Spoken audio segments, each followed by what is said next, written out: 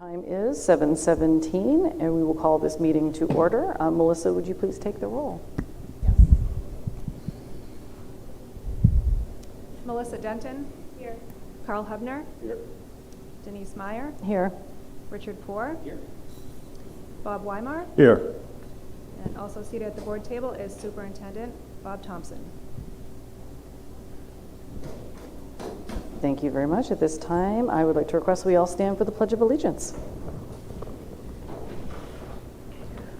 I pledge allegiance to the flag of the United States of America and to the republic for which it stands, one nation, under God, indivisible, with liberty and justice for all.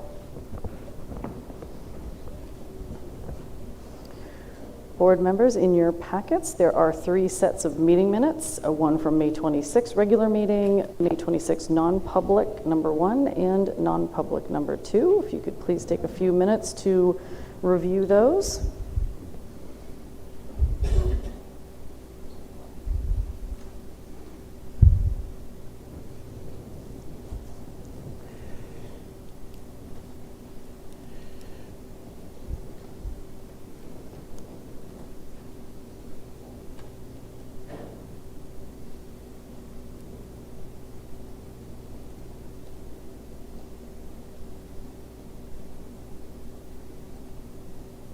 I'll make a motion to accept the meeting minutes for May 26th, regular meeting, non-public session number 1 and non-public session number 2.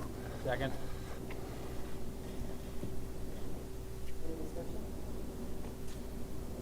Very good. Looking for all in favor?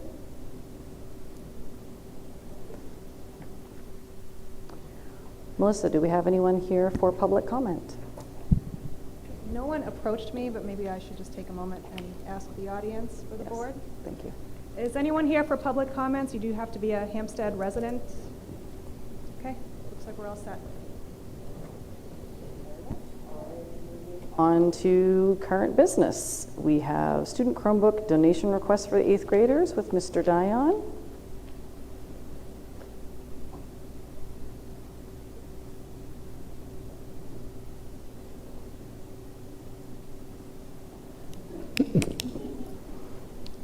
Wears a lot of different hats. Yes, he does.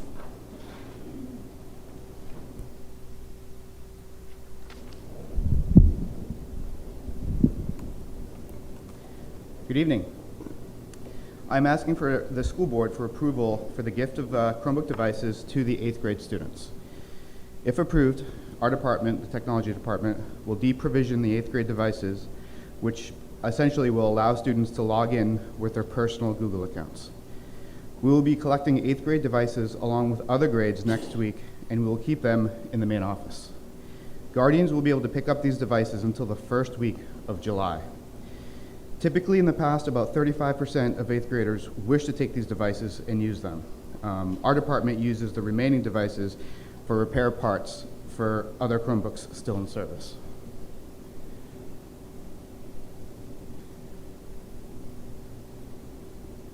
A motion to donate the Chromebooks to 8th graders that wish to have them.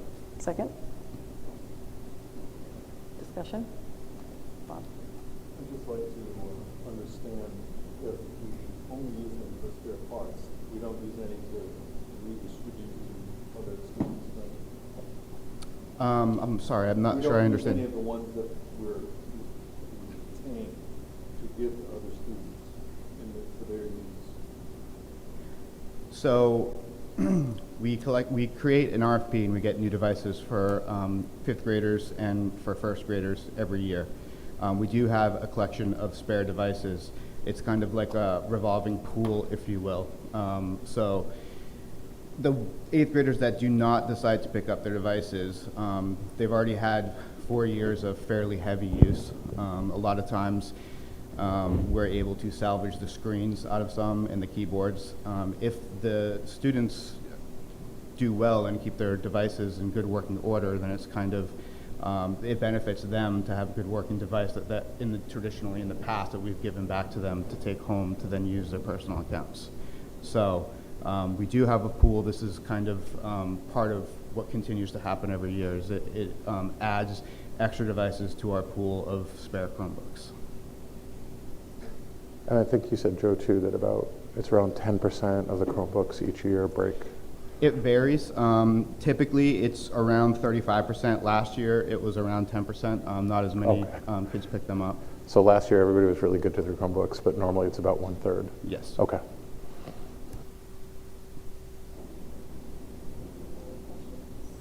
Discussion? At this time, I request a vote. All in favor of making this donation? Thank you. Thank you very much. Thank you, Joe. All right, moving right on to Hampstead School Board Scholarship Update. On June 11th, Pinkerton will have their annual Senior Awards Night to recognize and announce the recipients of the scholarship offerings, 2 of which are for Hampstead. At the school meeting last August on the 26th, the board had voted to offer scholarships to 2 graduating seniors, and those winners have been chosen by Pinkerton. The names will be announced at their award ceremony on Thursday night this week at the Hackler Gymnasium.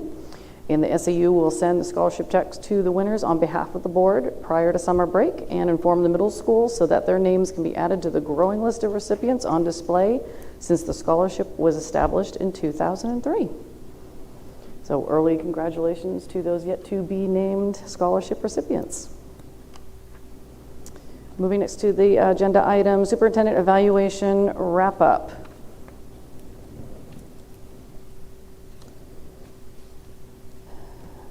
The board has voted to approve the superintendent's written evaluation per procedure CBIR. Additionally, the board voted to approve a 4% cash performance bonus payable to Mr. Thompson this summer as allowed per this multi-year employment contract with the Hampstead School District dated on September 12th, 2023.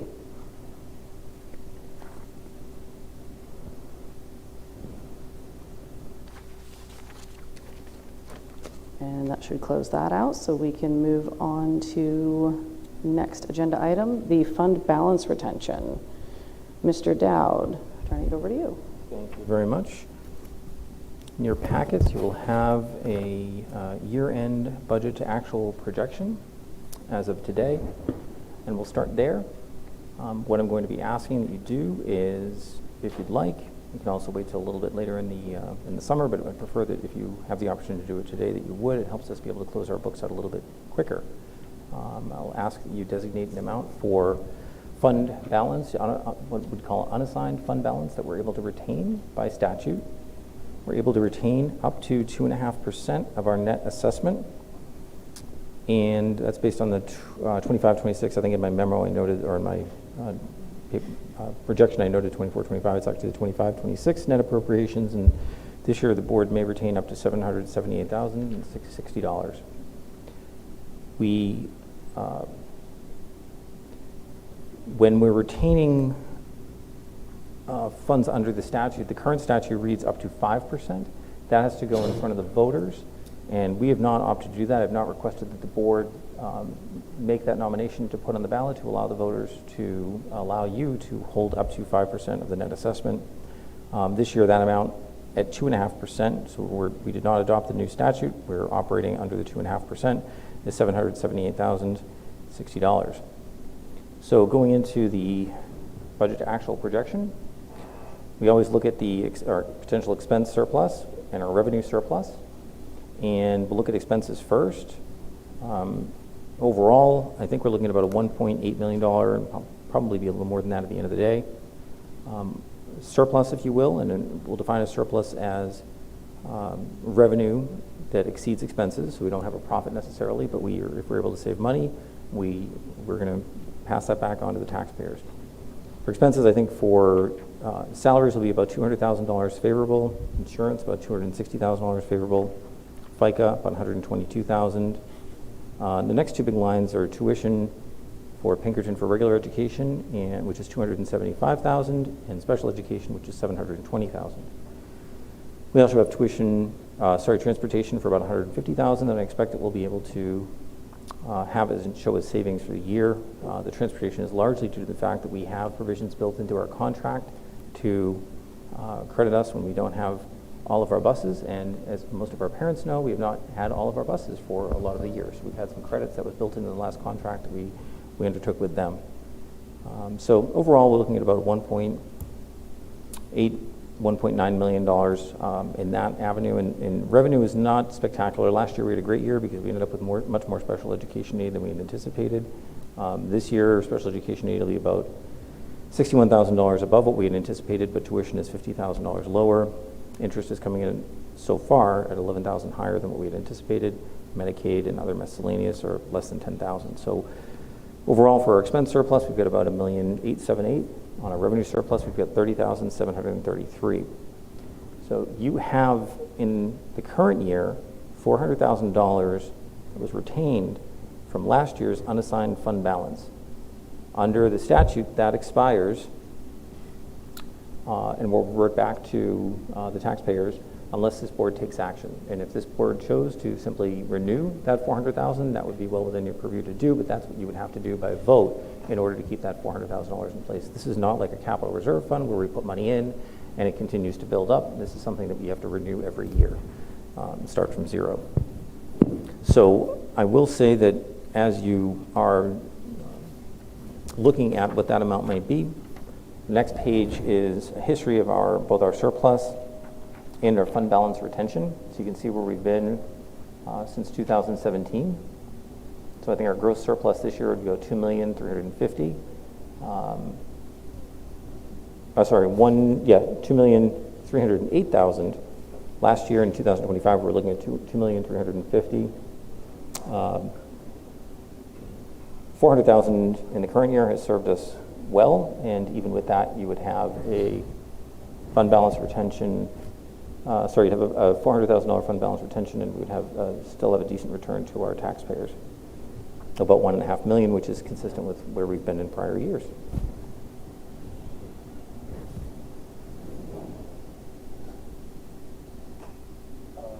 Previous years, Jeff, so last year was $400,000. In previous years, do you know what we did for fund balance retained? Yeah. Sorry.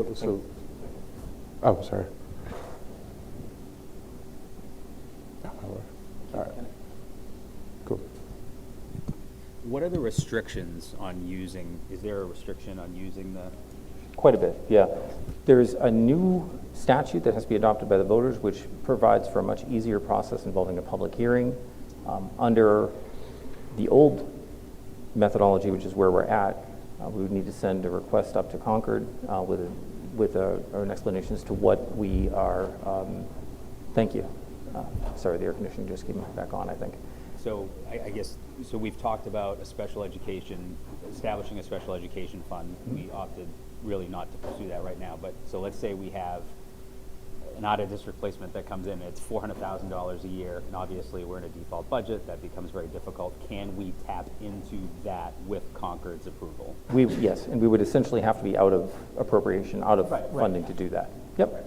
Other examples have been Roof collapse or something, there's snow. Yep, septic goes, and all of these are things that, well, I shouldn't say that the roof might be an insurance coverage item, but until then we do need to undertake the work to repair the building and actually to relocate students somewhere else potentially. So that's what's there for. I believe last year the $400,000 amount came from because we were worried about the septic tank. Mm-hmm. And then the previous year the $200,000 was because we were worried about passing budget and we wanted to try to be as fiscally lean as possible. That's right. Do you want to mention 1610? Or? So no. So there is just as you deliberate, there is a bill that's been passed by the House and the Senate that's sitting on the governor's desk, and it will seek to restructure fund balance retention for schools, for school districts. And what it would do is allow a maximum of 3% of the total appropriation, not of our net assessment. So the number would be higher than what we have now. It would need to be on the ballot every year, which is very, very curious because it's very difficult to have a ballot item in March to try and do fund balance retention for year end that we don't even know about. Here we are a few weeks away from year end and we're in a much better position to do that. So essentially, if the board were to make a determination, it could be nullified by state law. Well, yes and no. Yes, it could be nullified because the first year of this statute, if it's passed, has to go to the voters. And the bill would be effective immediately upon signature. So it's at her desk waiting for signature. If she does sign it, then that means that no school district in the state of New Hampshire would be able to have fund balance retention because it would be a matter to go to the voters, and the voters won't vote until March. So whatever you decide to do, I would request simply that we add a rider to it such that whatever that amount is, provided that it does not conflict with state law. And that'll cover us. We wouldn't need to, it would cover you guys. You wouldn't need to re-vote, if that makes sense. A lot of other bills were passed out of committee and agreed upon by both the House and the Senate, and they have been put into law. This is not. I don't know the status of it, but I don't want to end up in a situation that we have a vote from the board that conflicts with a subsequent bill being passed. I'd like to understand why the special education tuition amount is so high, the amount not being spent, or the amount of favorable, if you will, budgeting. What was the primary basis for that? And what percentage do you think of the special ed budget would that be? Would Ms. McDonald be able to speak to that? Essentially, we've done a better job budgeting. We've budgeted for contingencies, and we've budgeted for, and you can maybe help to confirm, but we've budgeted for what we believe are going to be our placements, and we have not had to have those placements, or they've aged out. Correct. Does that make sense? It does. I'm sorry, I'm trying to find what line you're looking Oh, it's at. on the previous page. Okay. And I can start to answer that. We can let Mrs. McDonald kind of fill in the blanks. So, we pride ourselves on doing our zero-based budgeting, but as we've said to the board before, we do that for most of the budget. And there are areas where we cannot adequately predict what our expenditures will be. It oftentimes happens with maintenance, and it happens in special education.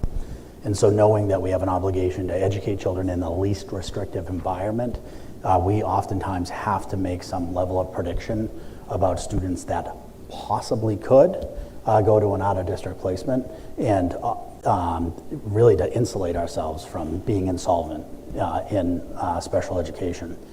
And the good news oftentimes is that these students don't require that level of support. We can educate them in district, which results in having surplus. We talked a little bit about this in the fall. This could be mitigated by a special education trust, right? If we knew that the trusts, we had money in a reserve that we would be able to rely on if expenses exceeded what was budgeted. But without that trust, there has to be some conservative approach to budgeting that you see play out at the end of the year. Like, we didn't spend it, we're now going to give it back. And I don't know, Melissa, if you want to add to that. No, I think that accurately captures when we're pre-planning anticipated out-of-district costs. We also have to take into consideration other unanticipated contracted services that may come with that, transportation that may come with that. Some of our students may age out mid-year, but we're according to the way that we budget for a full year. So there's many factors that go into why we have to budget on the higher end rather than right down to the penny. And to be honest, you look at that number at $720,000, that is a lot of money. But I will tell you that there's an out-of-district placement within an hour of Hampstead that is $350,000 to educate one student.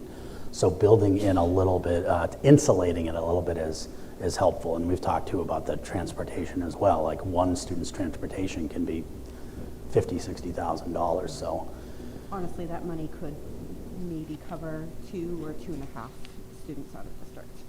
It's not that many. I do think that it's good to have a buffer in case something changes. So and this is a discussion on a motion, I'd be good with keeping the 400,000 because that's roughly what the septic tank would cost, which does not quite keep me up at night, but used to.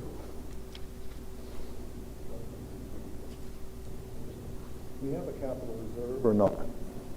We do. Okay, and what is the assigned purpose for the capital reserve at this point in time? Renovation and improvement. Okay, Specific to so in theory, facilities. if we had an issue with the septic system, then we could use the monies that are in that capital reserve to make up any deficit from the current plan, right? Because we put a certain amount of money in the budget this year, so, right? Right. We voted on, I've forgotten the exact number, 250,000. Correct. So if, in fact, we needed more money for that, then we certainly have a reserve that can cover those kinds of costs. Well, not really. We do, but the expenditure from capital reserve is done by the legislative body during, during the deliberative session. They set the warrant, so it's not like an account, like a trust, where we can go to capital reserve and just expend at the will of the board. So that a vote of the public is required to take money out of that. The reason for raising it was that if there were a need for us to do work that we don't have current funds for, then theoretically, we could go to the public and ask for that money to be assigned to that project. So, and I don't want to make it too confusing, but the board, you are the agents to expend from the capital reserve fund, period. The problem is I don't have the expense appropriation built in. So if it did come up, we would have to go through the special meeting process. I would think to get the additional appropriation, we get the appropriation and how we pay for it are two different things. So if something came up, we spent our budget, right? And then we had to go and rely on the capital reserve fund, we would have overexpended our budget. It's just the additional revenues coming in from the capital reserve fund. So we'd be in a negative appropriation area unless we could get that appropriation corrected through special meeting, which could happen if need be. It's not as convenient. Then it also needs to be approved by the DRA as well in order to even hold that special meeting, so it's not a guarantee. But Bob, to your point, it is an option, it's not an easy option. Yeah, and it's confusing. The other point that I wanted to get back to, just for the public's point of view, is that the $720,000 in my mind constitutes about a 10% allowance for the special education budget. The special education budget is 20 to 23% of the budget. So if you say that the budget's around 35 to 40 million, then 720,000 is only 10% of that particular spending issue. So from my point of view, a 10% allocation, irrespective of the individual amounts you might pay, is still not an unacceptable amount to put for that particular item. Yeah, I appreciate you saying that. And the other thing too is we throw around that phrase like good stewards of the tax dollar. This is a great example because we didn't have a need to spend that money, and we didn't spend it on anything else. We are giving it back. And I think that's the important piece is like you need that insurance policy, so to speak, when you don't have that special education trust. But know that if we're not spending it on those out-of-district placements or tuition, the taxpayers will get it back. And as we went through our budget for the current year, as you recall, there was one bright spot. I don't know if anyone remembers what the bright spot was.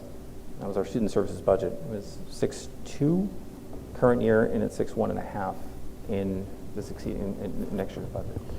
And so we were able to tighten up on that quite And this is a great problem to have because there are a lot of school districts and school boards that are having conversations about special education budgets, and they're not talking about giving $720,000 back to the taxpayer. They're talking about how they can try to prevent being insolvent. So, good problem to have. Did anybody else have thoughts on fund balance retained? My only other comment was going to be, if there were something that we're going to hit that would be catastrophic outside of the unknown, right, with student services, we could have someone moving district that has a bunch of needs that we need to service. Are there other things that we need to be cognizant of before we decide on what that amount is that we want to retain that could come back around that we would need to fund? I don't know of any unknown areas of exposure. I think that's what you're maybe asking about. Yes, pretty much. Yeah. And aside from, I know that we have a plan for the leach and septic field here, And HCS is about 40 years old as well. And so we could have something catastrophic happen there. In the interim, until we can get it repaired, we'd get into a situation of having to pump it quite routinely, perhaps daily, every other day. That's what we have had to do before in another district that I worked at in the event of septic failure, but it's nothing that we could really leave until the end of the year.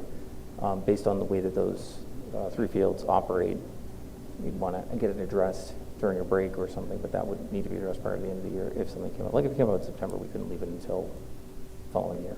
I don't Yeah, the biggest liability remains special education tuition and transportation. Yeah. That's what's driving. Yeah, what was the increase on special ed transportation last year? Wasn't it? It was quite a bit. I don't know Yeah. if I have it in front of I me. feel like it was in the hundreds of thousands, if I remember right.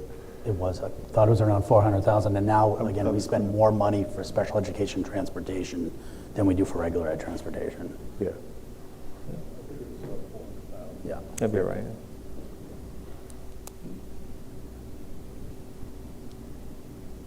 Your suggestion of 400, I think 500. you think higher? 500. Okay, I was gonna go lower, but let's, okay. Bob, thoughts? Amount, particularly given some of the unknowns that we still have. And although there is going to be a change, as I understand it, in the amount of coverage we have to provide for special needs students, I think we're going to have to cover 2.5 times if the governor signs the bill. So that means instead of 3.5 times the average, we only have to cover 2.5 times. So there may be some adjustments that are beneficial to us, but I still think $500,000 makes a lot more sense. Given current status. I'm fine if we do 500,000, and I'll make a motion to do a fund balance retained of $500,000. Second. Any other discussion? In favor? You're not allowed to vote. Superintendent just informed me I'm not allowed to vote, and that's fine. However, before you do vote, and I apologize for interrupting the board during the Okay. vote, Okay. would you consider adding something to the effect that so long as it does not conflict with state law? Just in case Make that the 1610 amendment. does pass. I will make a motion to add the wording that Jeff just said, and Melissa hopefully has written down because she's also on her Yes. job. Second. All right, all in favor? Very good, thank you. Moving on, school district goals presentation and end of year wrap up. Superintendent Thompson.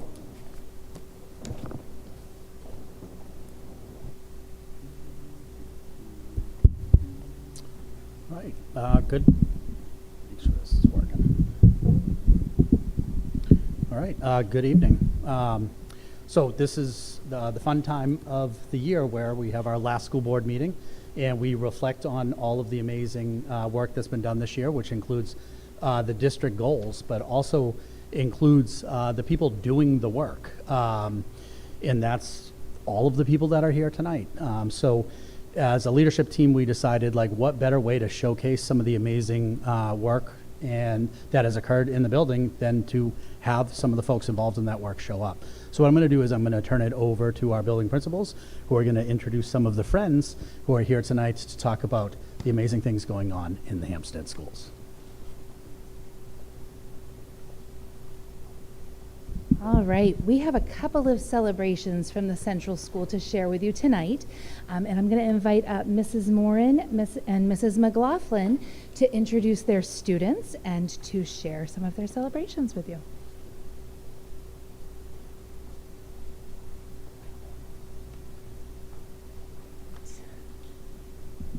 Good evening, everyone. I'm Wendy Morin, 4th grade teacher at HCS. This year, the 4th grade students attended the New Hampshire Drinking Water Festival in Manchester on Wednesday, May 6th. Mrs. Wisecarver arranged for this trip as it supported our science competencies by having students investigate the structure and function of organisms found in the freshwater of New Hampshire, sort and classify natural phenomena, and generate and answer testable questions, All of this work was done through hands-on sessions on topics including, but not limited to, watersheds, wastewater and dams, mills of the Industrial Revolution, macroinvertebrates, and how pollution moves in the environment. As part of this annual event, there is a water poetry contest. And this year, the theme was, What is your relationship with water? It's open to 3rd, 4th, and 5th grade students in the state of New Hampshire, and this year there were 246 participants. Of those participants, I am proud to share with you that 2 of Hampstead's 4th grade students were finalists. Annabelle McDonald won 2nd place for her poem, Water Feelings Through the Water Cycle, and Nicholas Ellis was awarded 3rd place for his poem, The Beautiful Sights and Sounds of Water. They received their certificates.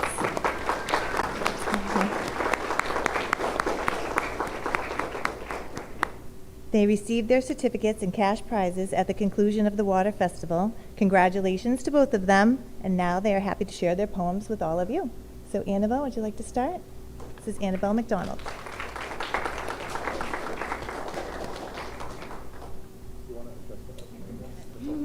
I can relate. I got it. I'm so good at this. Did you hear that? It's the water. The water has lots of feelings. You just have to listen. Like when it rains soft or hard, drip, drip, drop. And then I ask, why are you so sad? Or when the river keeps moving on towards the ocean, whoosh, whoosh, splash. And I ask, how are you so brave? But when it does stop, it hits the rocks, smash, splash, splash. And I think to myself, why are you so mad? And wait, where'd it go? It evaporated, sizzling up to the sky. And I wondered, why so shy? But wait, just look up, and it's a cloud moving with the whistling wind. And I say, you don't have to be in disguise. But every time I asked, every time I wondered, it said, I've not been mad, sad, shy, or in disguise. I've been doing the water cycle. It's what I've been doing this whole time.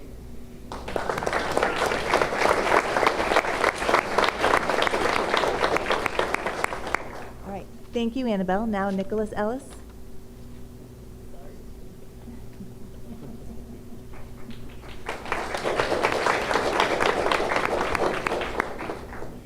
Drip, drip, drop. You hear that? That's the sound of the beautiful rainfall. It almost makes a wall with a door. Enter it and you're drenched. Shh. You hear that? That's the sound of the waterfall. It's calling attention. Crash. Boom. You hear that? That's the ocean waves crashing into the sand. Zip. Whip. You hear that? That's the water balloons people are hauling at me across the field. Puff. Poof. You hear that? That's me building a snow fort in my yard. Floating white vapor, you see that? That's the steam rising from the puddles, foaming gray rapids. You see that? That's the river leaping off the rocks, jetting powerful spray. You see that? That's the water flying out the hose, pouring refreshing liquid. You see that? That's the water re-energizing my body, rainbow coloring the sky. You see that? That's the water refracting the sunlight. These are some of the great wonders of water. Just wait and listen and see.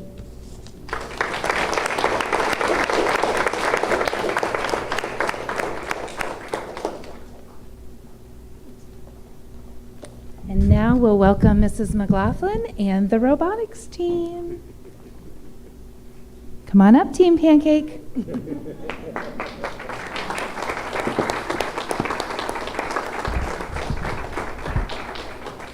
Good evening. Thank you all for having us. So it was a little less than 3 years ago, I was actually up here asking with Mrs. Tomaselli to have the school board approve us receiving the robotics and education grant.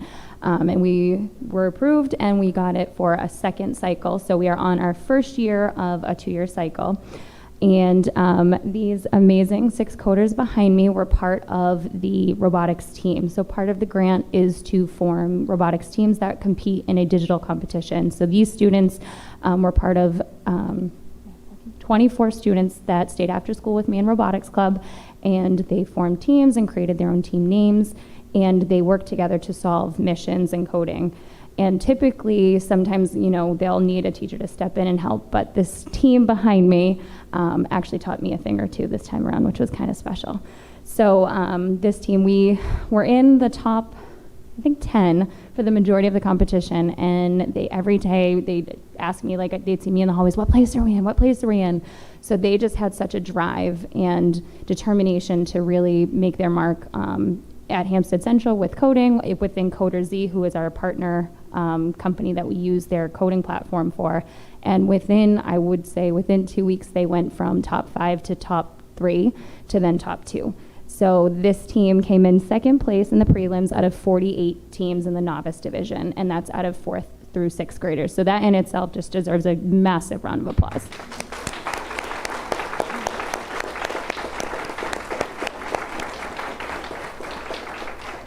They worked after school. On weekends, I would talk with some of the parents. They were on calls with each other, like, can we work on the codes at home? And that's part of the amazing part of the competition is students are able to work on it outside of school hours, outside of the competition meetings, I guess, or the robotics club hours, and they would work together. So before I announce them, I would like to give a massive thank you to all of Team Pancake parents, supporters.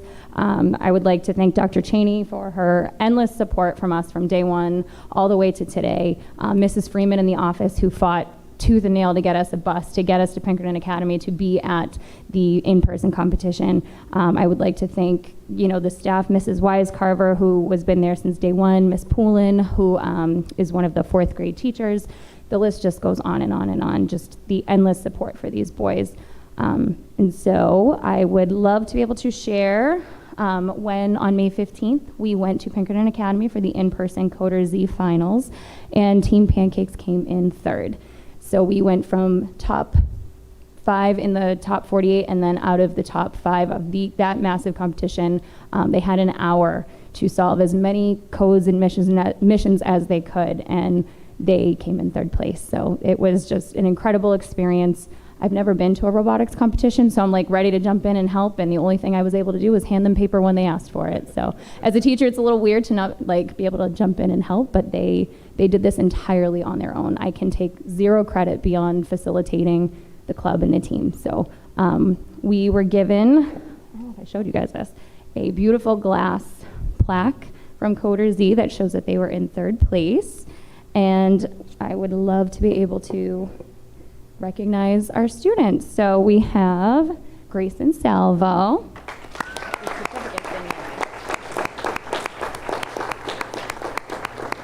Jack LaCroix, Matthew Oldford, Tanner Yurgo, Bolter Giard, and Ben Curry. So if we could please just give Team Pancakes a gigantic round of applause, and I can't wait to see what they will do in the future.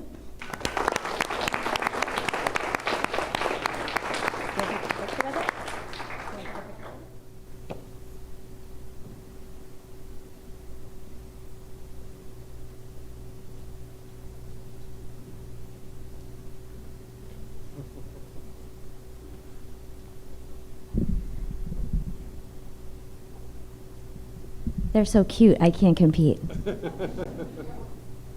We'll just wait. No, it's great. I love it.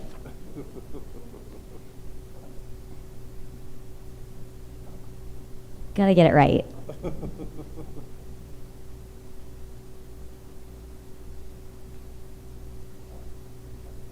Okay.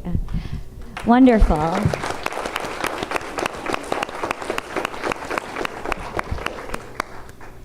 So as a celebration at HMS, I would like to bring up student leaders from the 6th grade, Nora Bennett and Penelope Wiggins. They've been serving as interns in school counseling, and they're going to talk about some of the special projects they've done over the year.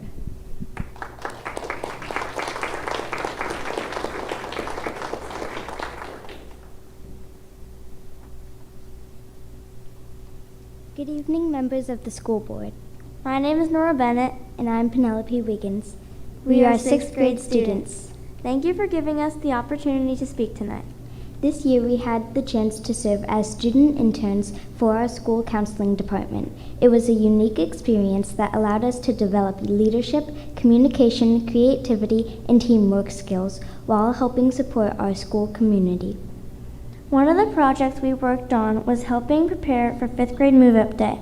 While much of our work happened behind the scenes, it played an important role in making the event welcoming and successful. We helped create signs, make name tags, and decorate the 5th grade hallway so incoming students would feel excited and comfortable when they visited our school. Another project we are especially proud of was helping create a video for 4th grade students called A Day in the Life of a 5th Grader. Nora and I helped write the script, direct scenes, and film the video. We wanted to give younger students a realistic look at what 5th grade is like and help answer some of the questions they might have before coming to our school. Throughout the year, we also created multimedia projects using Canva and other technology tools. These projects helped communicate important messages to students in creative and engaging ways. During Mental Health Awareness Month, we worked on projects that helped promote kindness, wellness, and awareness about mental health. It was rewarding to help create activities and materials that encourage students to take care of themselves and support one another. We also assisted with school counseling events and other projects throughout the year. Through these experiences, we learned how much planning and effort goes into supporting students and creating a positive school environment. Next year, we are excited to continue helping the school counseling department as unofficial school photographers. We look forward to capturing school events celebrating student accomplishments and helping tell the story of our school through pictures. Being a student intern has shown us that students can make a meaningful impact when they are given opportunities to contribute. We are grateful to our school counselors for mentoring us, trusting us with important responsibilities, and encouraging us to use our talents to help each other. Thank you for our time and for supporting programs that give students opportunities to learn, lead, and make a difference in our school community. Thank you.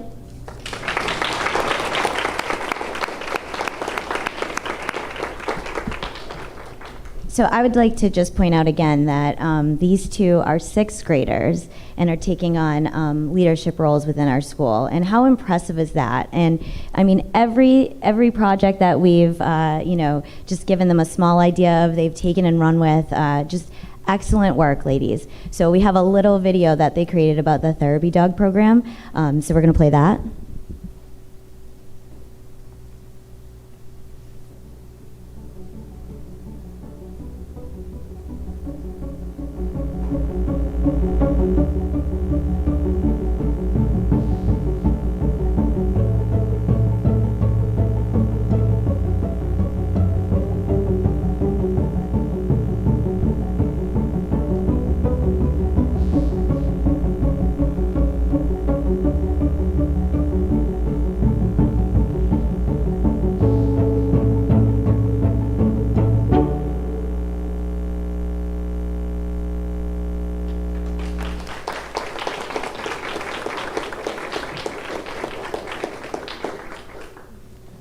All right, well, we probably should have started with the boring stuff first and then gone. It is like the grand finale. But before we move into the goals, does the board have any questions or comments for our students? Because I think it would be appropriate for us to they have a lot of homework, so they should probably go home to work on that. And so, but before we dismiss them, I don't know if anyone has any questions or comments. Wonders of words to the wonders of science. And beyond into interns. I just think it's great and want to commend all of the students here tonight for getting really involved in schools and showing us what you love. Anybody else have anything to share? We're good? No? I agree, but also thank you to the teachers who are advising this, because it takes you guys to make it happen, and I want to know how I can get my hands on one of these t-shirts. Because they're pretty cool. But yeah, this is awesome. Yeah. And just one last thing before we dismiss people, we have district goals and we develop them every summer. And as leaders, we sit in a conference room and we analyze data and we come up with these goals. And then we have this unbridled energy and creativity that our staff and our students have. And amazing things happen throughout the year that may or may not be part of some goal that we had planned.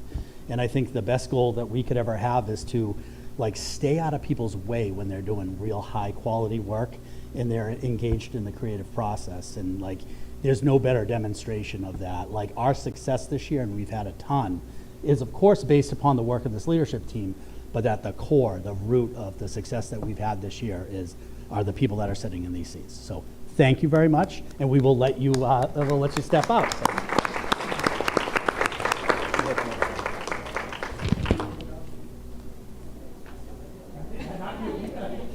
We'll be right back.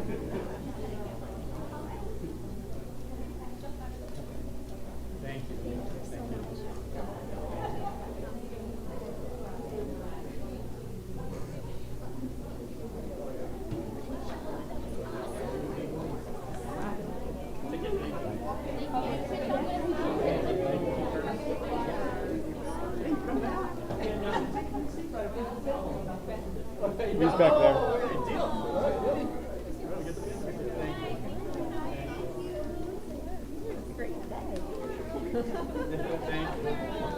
I feel like I was at work.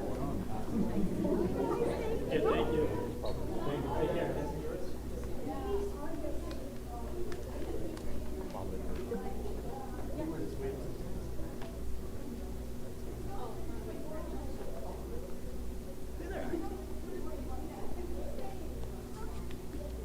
We'll just wait 1 second for one of our members to return.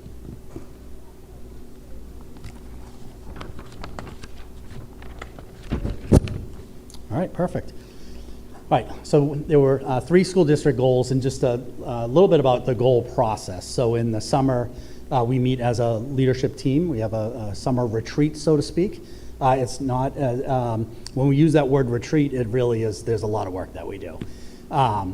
And really what we did is, to develop these goals is what we call affinity mapping, which is kind of a fancy word for, we used a lot of sticky notes. And essentially on the sticky notes, we put up 3 topics. One was instruction and curriculum. That's one of the topics. Another one was support for students. And a third was staff and student wellness. We knew that we wanted goals around these 3 pretty broad areas. Then from there, we gave everybody a lot of sticky notes. There were green, yellow, and red notes. Green was, as a school district, where are we hitting it out of the park? Like, where do we really, really excel? And the yellow were like, where could we be a little bit better? And the red, of course, is like, we need to do some serious work in this area. And the goal was continue to do all the wonderful things that we do, promote these things. That's what we just saw. The yellow was some refinement, and red was we really need to dig into this. And so from that, we developed 3 goals, and I'm going to read them. I do apologize because they are very wordy, but you're going to see we're going to kind of break these down into some actionable items. So the first goal around curriculum and instruction, the goal is to provide rigorous, standards-aligned instruction that is engaging, accessible, equipping all students to become future-ready learners who think critically, collaborate effectively, and apply their knowledge in real-world contexts. And again, in the planning phase, like, we're going word by word. What does future-ready mean? What does it mean when we talk about standards aligned? For goal number 2 is to continue to strengthen a clearly defined multi-tiered systems of support, MTSS, that provides targeted and effective academic and behavioral intervention, ensuring that every student has access to the support needed to succeed. And the third goal is to foster it falls under that staff and student wellness. Really what we talk about as a leadership team of, like, it is our job as leaders, we got to take care of the people more now than ever before. And we came up with a goal of foster a school culture that's rooted in mutual respect, caring, and belonging by prioritizing the wellness and the safety of both students and staff, creating an inclusive environment where all members of the school community feel valued and supported. And so what we'll do is we're going to kind of break each one of these down. And again, you're going to hear me say this probably a couple of times. These goals are still in progress. There are some areas where I feel, we've discussed as a team, we should have made more progress. We'll share that. And then there's others where I think that we've done a really fine job, but need to continue to make progress. So without further ado, we're gonna go talk a little bit about curriculum instruction and that first goal. So I'll turn it over to Nicole.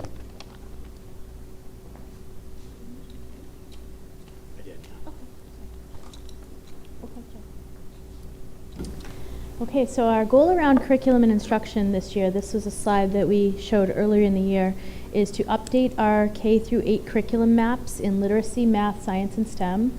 I also will throw in there, we had a variety of UA teachers participate this year and update their maps. The goal is to ensure these maps are both horizontally and vertically aligned to show learning progressions over time. So horizontal means everyone in grade 3 is working on the same thing.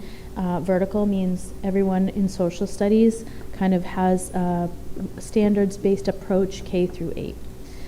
So we do have some updated maps. I will say they're not all complete, but we have a lot more alignment now, vertically and also among our teachers. And I will say this process is a learning process for staff. So I'll share more about that in the next slide. But another goal we had was to create a shared digital repository of evidence-based interventions that we will use to kind of anchor in some of our MTSSA tiers. So that we'll talk about when we get to the MTSS goal as well. And then kind of a end product would be a vertical scope and sequence for each content area that has a corresponding crosswalk that aligns our district curriculum and our assessments with the New Hampshire model competencies, as well as New Hampshire work study practices. So that is very, very ambitious.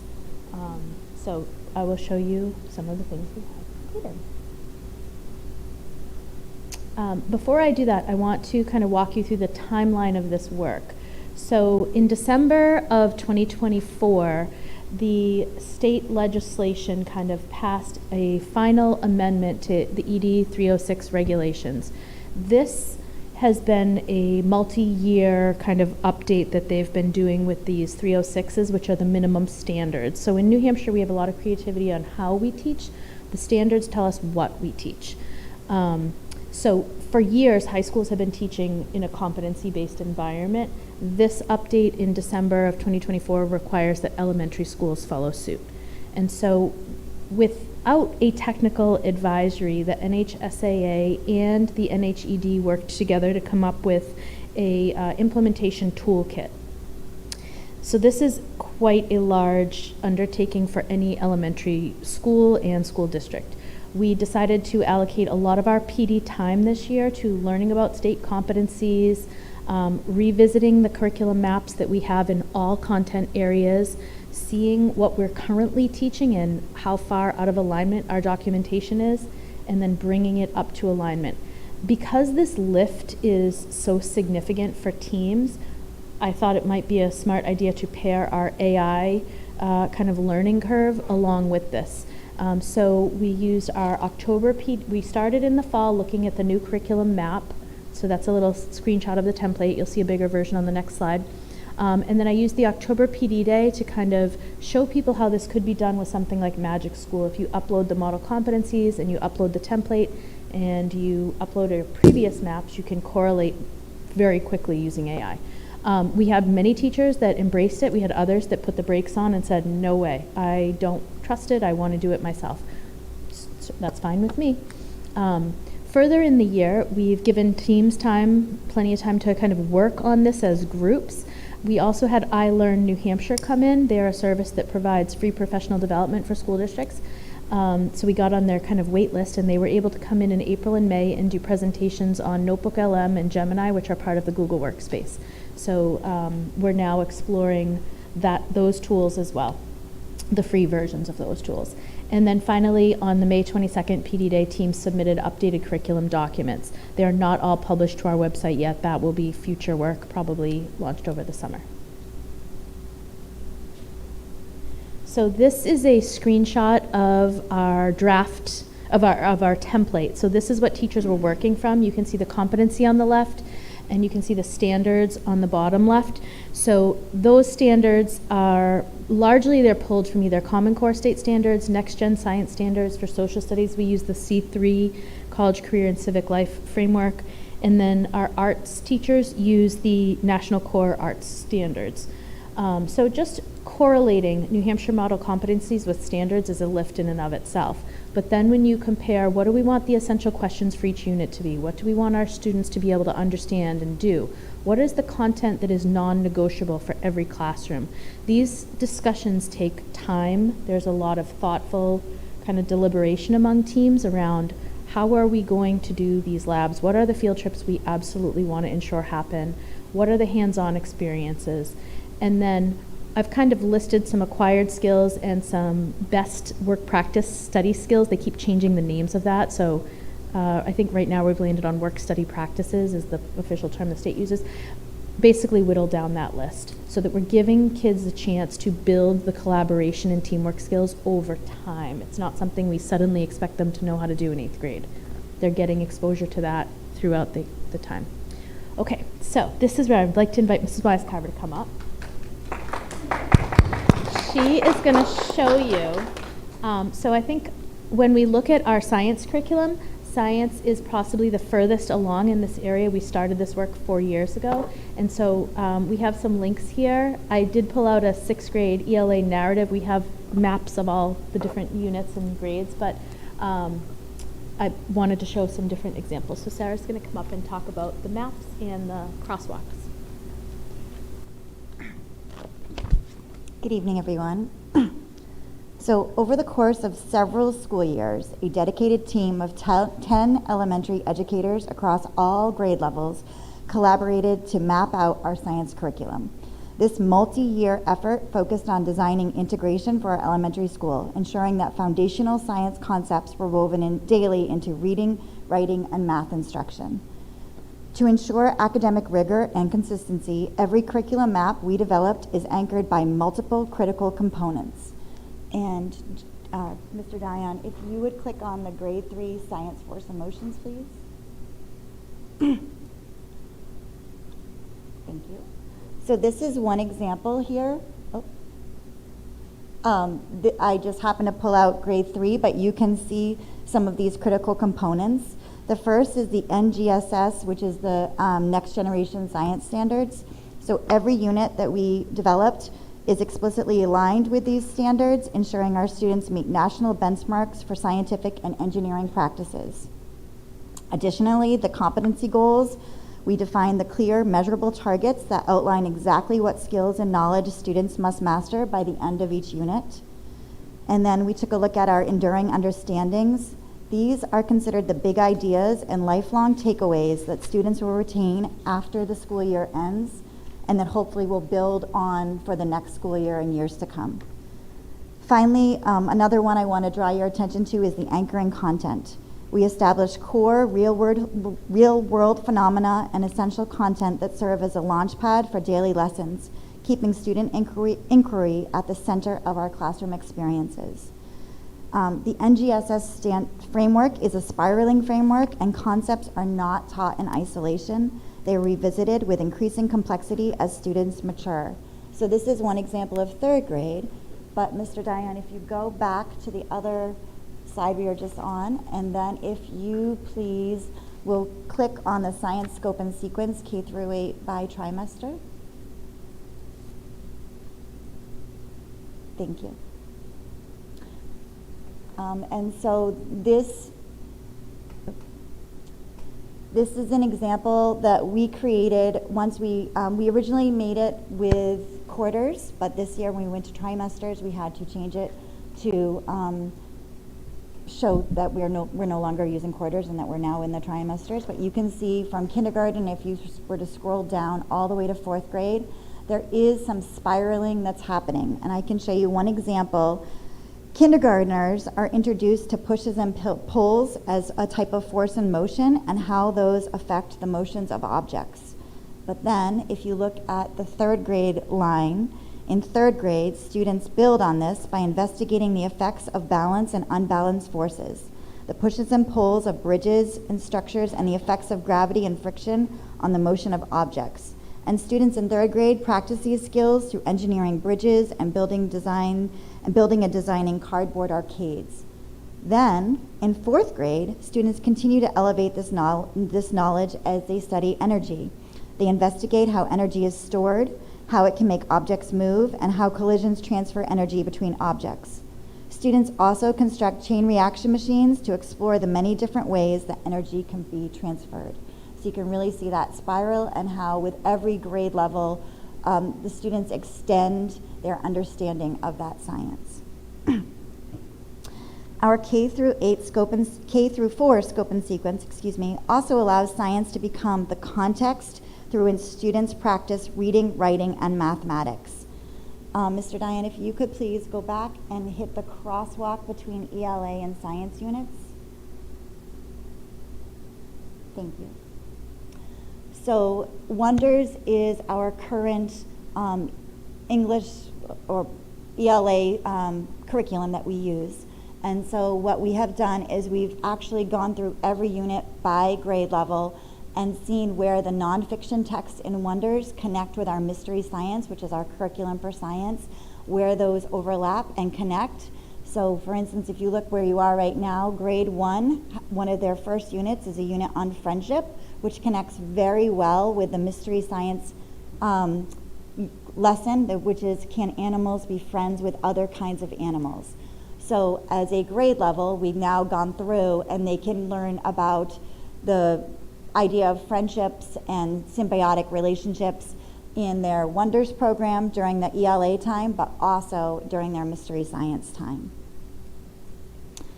In addition to that, we've built and aligned heavy science investigations with math, including measurement and graphing standards, and lots of real-world understandings. An example of that would be when we brought the soil tent to Hampstead Central School.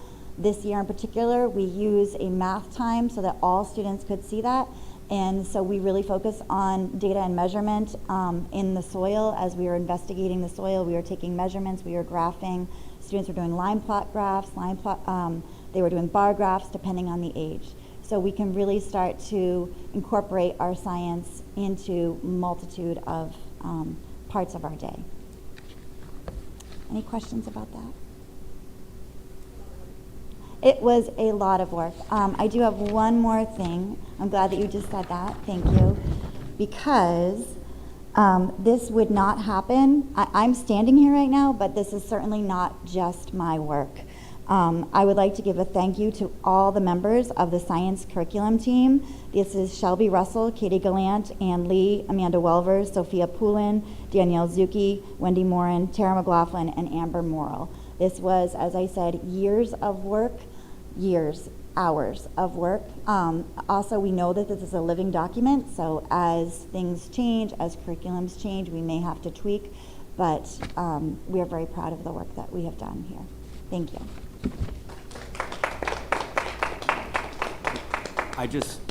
I want to say thank you as well. You know, having a child that does not participate in the Ventures program, but being able to participate in some of the programming that you offer was really great for both of them, so thank you. So I hope you can see the long-term goal with unpacking these competencies is some of those interdisciplinary projects. And if you read the New Hampshire Model Competencies, they are very packed in and they need to be unpacked. And then our teachers need time to kind of correlate what are we doing in math when we're learning this in science, and what are we doing in ELA? What units are we studying when we're talking about social studies?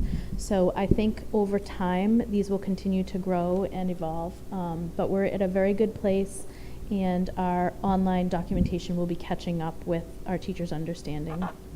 So. I have a question. And this might be more of a Melissa question, but over time, as these kind of develop, will there be sort of embedded best practices for special education when it comes to teaching the competencies and that sort of thing? That's a great question. So I think once we become more familiar with the competencies, we're going to scaffold, and I think you'll see that instruction evolve to filter into Tier 2 and Tier 3. So we do a curriculum review cycle. Right now, this year, we're doing math. And you approved a math purchase last year for Eureka and Ready Math. With those tools, we've purchased intervention, and we've purchased some SDI. Now, some SDI in Tier 3 is very, very specialized and will never kind of correlate with Tier 1, but Tier 2 will match. SDI is specially designed instruction. It's taught in Tier 3. Mm-hmm. But we're purposefully trying to correlate our intervention work with the Tier 1 kind of scope and sequence. But the pace is the challenge. How do you do a year's growth in a year's time when the pace needs to be kind of brought up? Yeah, I mean, I just think of like a new teacher, whether it's a new general ed teacher or a new special educator, just having a base of like what scaffold should I be looking at to teach X, I think is beneficial. I know across the border, that's one of the things that we Yeah. really push with our That's an curriculum area apps. that certainly could be developed out. I think the intention with the anchoring content is to really kind of make sure our new teachers especially know, what do we use when we teach this unit? What do I have access to? And for people that have been doing it a long time, it's so obvious, but if you switch grade levels, it's not that obvious. And if you're brand new to the district, it's not obvious at all. Sometimes when you've been doing it too long, it's not obvious either. You need a So- refresher. So that anchoring content section, we've had a lot of discussions around, but that could be totally built out to reference Tier 2 instruction. Sweet. Any Thanks. other questions?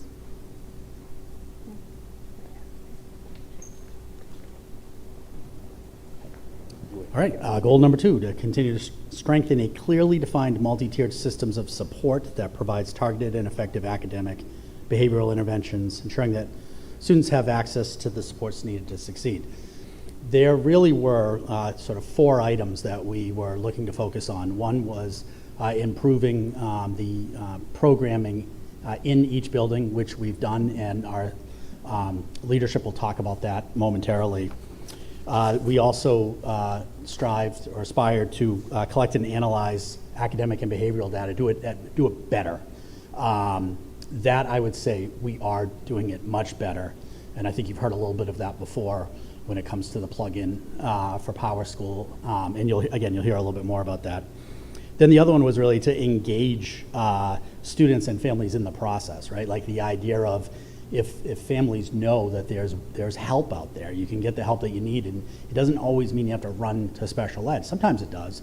Then perhaps that could result in lower referral numbers. We have not done a good job at that. So I'm just going to throw that out there. And then we also talked, I think the driver of this goal was, I had said to you in September, like, you'll be able to go to the district's website. Front and center is going to be a document. It's going to be a process document where it's going to show you a system, a systems view of MTSS. It'll be a user guide for staff, for anybody. And if you go to the school's website right now, to the front page, you will see it's not there. It is a work in progress. There's a copy of it in the board's packet, and it still needs work. So as I've said to the team, when we look at MTSS, the S for support, we're great at that. We offer a tremendous amount of support. The wagons are always getting circled when a kid struggles. What we continue to need to work on is systems. We recognize it. I think we're close. But I can't stand up here in good faith and say that we have a district-wide MTSS model in the way that we had said that we would in September. But that being said, we have done a lot of work. And if we advance the slide. So this work really began in the spring of 2024. The board may recall that we hired a consultant to come in and do an independent program evaluation on MTSS. We knew it needed an overhaul. That consultant provided a report. We unpacked that report. We created goals around it. And again, we were not able to achieve all that we needed to achieve. And then throughout the fall and the winter, we engaged our staff in a consultancy training with the Department of Education, where we met with other schools as well, and they really helped us to define and refine our systems. There were separate trainings for Tier 1, Tier 2, and Tier 3. It was incredibly helpful. And the takeaway from that training was actually, yeah, we have a lot of work to do, but you would be surprised how far along we are in comparison to other schools. Now we're not gonna rest on that because we need to be better. And then we also walked away from that we had to do an intervention inventory where we had to literally lay out all the things that we do. And that list is just daunting. The amount of intervention support that we provide students is it's overwhelming. What we're not great at is evaluating the effectiveness of those interventions. And that's because a lot of our people are spending time helping kids and oftentimes not collecting the data about how effective is that intervention. So that's work that is going to continue. So the framework that you see in your packet is definitely a draft. I even debated about whether or not to put it there, but that would, we believe in being transparent. But if there's a saving grace in this, I would say that that is the fact that our buildings have advanced the work. They've done an excellent job of developing programs and evaluating data. And with that said, I'm just going to turn it over very quickly to some of our building leaders who can just talk a little bit about what advancements have been made with MTSS in their schools this year. So who's going first? All right, so here's Amy Maldonado, the assistant principal of Hampstead Middle School. Thank you. Hi, everyone. Okay, so as Superintendent Thompson said, we are in the process of rolling out a bunch of things, but so many things have happened that we are excited to celebrate. First, one big thing that we've done to enhance the MTSS process at the middle school is the implementation of a WIN room. This room is fully staffed by a retired principal and is used to support students academically and behaviorally. In terms of academics, the WIN room is used to support students by providing lots of interventions. Those interventions can include things like executive functioning skills and ensuring that assignments are completed and turned in a timely manner. The WIN room is also used to support students who have been assigned a consequence. In situations where students have been assigned a consequence, the person in the WIN room, John Mealy, often supports the completion of a reflection and processes with students about the actions that they can take moving forward to refrain from using those kinds of behaviors. Secondly, the behavior plugin has been a pivotal factor in the MTSS process in our school. The implementation began in March of the March 24-25 school year, so last school year. The plugin really does help us respond to situations that require administrative support in a timely manner. This year, we are in a phase 2 of the rollout, so to speak. We focused on data collection, specifically on how many referrals were coming in daily and how many and why referrals were being submitted. Additionally, as we move forward into the phase 3 of this process, we hope to continue to analyze the data to really start to establish systems around a common language within our school. And now I'm going to pass the mic to Mr. Peter Schmidt, principal at Central. Sorry, assistant principal at Central. Sorry, y'all, your girl is nervous over here. Sorry about that. Thank you, Amy. I didn't know I got promoted tonight on top of everything else. So, all right, good evening, everyone. Pleasure to be here tonight. In terms of MTSS and the system at the Central School, we like to highlight 3 areas of successful growth this year. We've been really excited about our MTSS system. The first one being an evolution, essentially, of our MTSS process, this resulting in the development of our target team. Our target team meets holistically on an as-need basis for student concerns, with dealing with academics and behavior, and also helps develop appropriate Tier 1, 2, and 3 supports for students. This team features team members from our general ed teams, our special ed teams, related service providers, a school counselor, school psychologist, the reading specialist, and it is all led by our special ed coordinator. This proactive system that we put into place implements and is implemented to ensure that students are getting what they need and to be successful behaviorally and academically. I want to thank the dedication of this team and their collaboration and proactive work in supporting students. Because of all their work, special education referrals have decreased at our school and more tiered interventions have been implemented. I also want to acknowledge our special ed coordinator, Mr. Charles Angwin, for his collaboration as well with parents and really educating them about the special ed process and about our target team and the great things that our target team does at the Central School. Secondly, I'd like to talk about a reboot of our school MTSS committee. The focus this year was to ensure school-wide behavior expectations were aligned and developed, and in redefining those behavior matrices that we put in place, we put them under the umbrella of practicing respect, safety, responsibility, and perseverance. That matrix was designed essentially to demonstrate and show people what does respect, safety, responsibility, and perseverance look like. What does it sound like? What does it feel like in different environments in the school, such as hallways, classrooms, the cafeteria, and out at recess? And these behavior expectations have been further broken down appropriately into different grade level expectations to help students at all different grade levels understand what our expected behaviors are at the central school. And lastly, similar to my colleagues over at the middle school, we also have worked on the implementation of the Marsha Brenner plugin, which we effectively refer to as the behavior plugin. This behavior recording and data plugin has worked seamlessly with our current student information system, PowerSchool, and this is the same with both schools. This plugin has made the recording of behavioral activities more streamlined and efficient.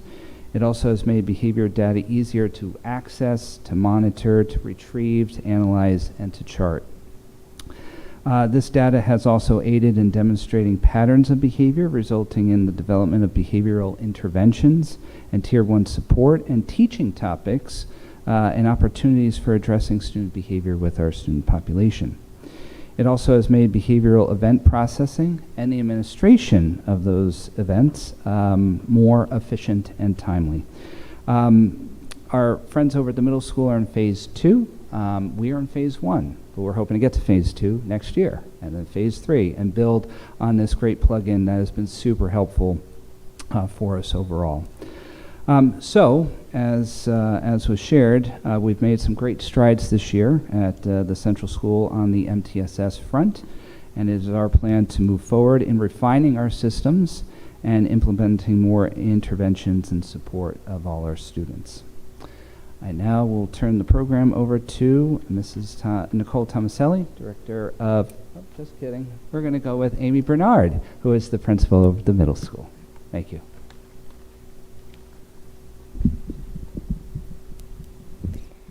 And I'm going to kick off Goal 3. So Goal 3 is to foster a school culture rooted in mutual respect, caring, and belonging by prioritizing the wellness and safety of both students and staff, creating an inclusive environment where all members of the school community feel valued and supported. At HMS, we highlighted 2 major activities that we wanted really to focus on for the year. One being the therapy dog program, and the second one to be continuing to grow and develop student leadership groups across the campus. So I am proud to say that we have a fully operational therapy dog program. As you have seen many pictures, Bailey and Tucker are full-blown members of our community, along with school ID tags and everything. They can probably get into the building faster than I can. So the kids love them. We have opt-out forms for those that are allergic. They participate in a podcast. They do regular classroom visits. We've designed lessons around the therapy dogs and had them be a part of various different lessons. And so they are really becoming just a fixture in our community, which is really, really awesome. And then with respect to the leadership groups, I have to say that, being new to the community last year, I think that the members of the HMS staff really have it right in terms of the way that they promote leadership with the students here at the school, and I'm just continuing to support that process. So we have, focused on really having the students run the show. quite honestly, and I appreciate it because they do a lot better than I do. So we have fully student-led announcements, so they do announcements every morning. We have podcasts by our 8th graders. We have a student-run calendar of events, so they update a calendar of events right outside here, and they display all of their activities. We had over 70 students join the Leadership Council of Athletics and the Hawk House this year. We have fully student-organized and run school assemblies. Tomorrow will be our Trimester 3 Hawk Awards, and the students do it all. I just show up and smile. We have student leaders that serve as ambassadors for all different programs, including the 5th grade transition, so our 4th graders coming up to 5th grade, and as you saw, our school counseling interns. So there is no shortage of opportunities for our students to lead, and I think that this really serves them as they move to a school of 3,200 kids, that they feel that they, can be a part of that school as well. So I'm really, really proud of that. In addition, I would also like to highlight that in looking at the behavior plugin and looking at where our data suggested that we needed to do the most work in Tier 1 behavior support, we really noticed that the most work was really those middle school behaviors, right? Being unkind to each other, unprivileged physical contact, right? Those are the actions of middle schoolers. And so we really wanted to focus on kindness. We did bring in a guest speaker, Sam Dima, and his message was about being the person that you needed, that small acts really make big impacts. And that was a really powerful message. And then we wanted to continue that for the months to come from there. So just a couple weeks ago, on May 27th, we did an afternoon of service and kindness where the entire school focused on kindness and service to others. So all different activities, including picking up our grounds here, making kindness rocks, going to the library, going to the garden at St. Anne's, doing activities to welcome our incoming 5th graders. So we're really trying to focus on having our students look outward and how they can help our community. And I think that that's really impactful to help people right here at home. And so now I'd like to turn it over to Dr. Cheney. Thank you. All right, at HCS this year, around goal number 3, we focused in 2 different areas. We focused on developing partner classroom opportunities for students to collaborate regularly, with older students having an opportunity to mentor our younger students. And this fall, we began our planning processes and teamed up classes. All of our 4th grade students teamed up with 1st graders, 3rd grade teamed up with kindergarten, and our 2nd graders teamed up with our preschoolers. Many conversations revolved regarding the timing of these opportunities as we were putting this structure into place with already very full schedule for the school year. So teams worked hard to find opportunities to collaborate, and classes began meeting in the winter, and there were varying frequencies due to scheduling, which was one of the biggest challenges, especially with our half-day programs. But when those groups met, students read together, some teams went sledding, they shared special events such as our Balloons Over Broadway celebration for our 1st graders. Our 4th grade multicultural show was really special this year because the 1st grade buddies made flags of the countries that their friends were representing in the show. So they had, some personal stake in Malaysia as they saw their buddy up there singing, dancing, and talking about this opportunity. We're excited to continue to develop this practice and to be intentional with including it in our schedule next year to ensure that the students have regular opportunities. But beyond these buddy classrooms, we offered additional opportunities for students to collaborate and had some really successful programs with the middle school. Mrs. Bernard just mentioned the Day of Service. We had some 8th graders join us to present a mental health program to our 3rd and 4th grade students, which was really powerful, hearing it from bigger peers. We also had some of our IA industrial arts students come down and work with our preschoolers this year on making ornaments and things for their family. So lots of great opportunities for collaboration and mentorship. Our other focus this year was around implementing Ready Station materials to support students in managing stress and developing self-regulation skills. So our SEL team last year had a tremendous undertaking to work to find resources that would fit within these ready stations in the classroom.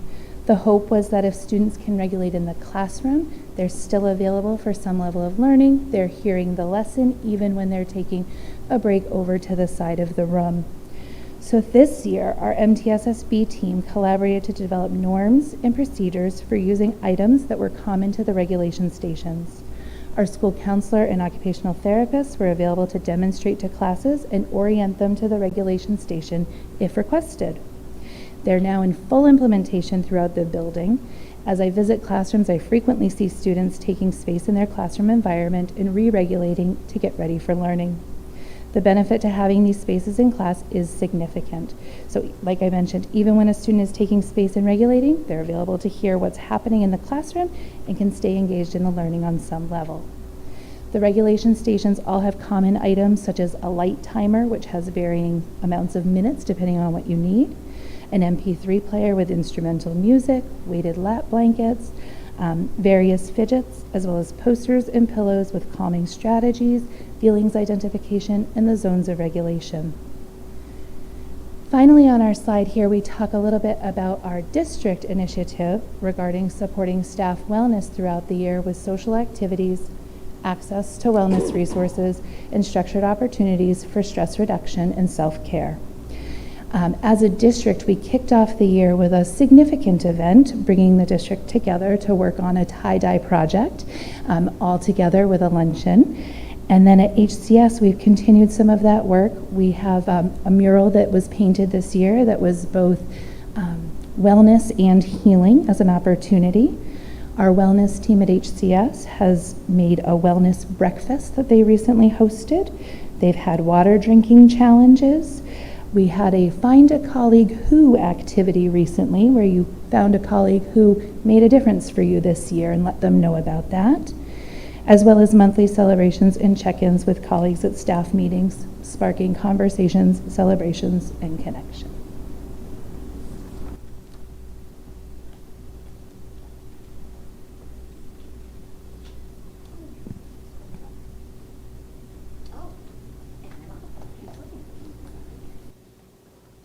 So just to highlight some of the amazing things that our students did this year, upper left there, that's our guest speaker, Sam Dima, and his message was about emptying your backpack, right? Metaphorical backpack, so there you see it.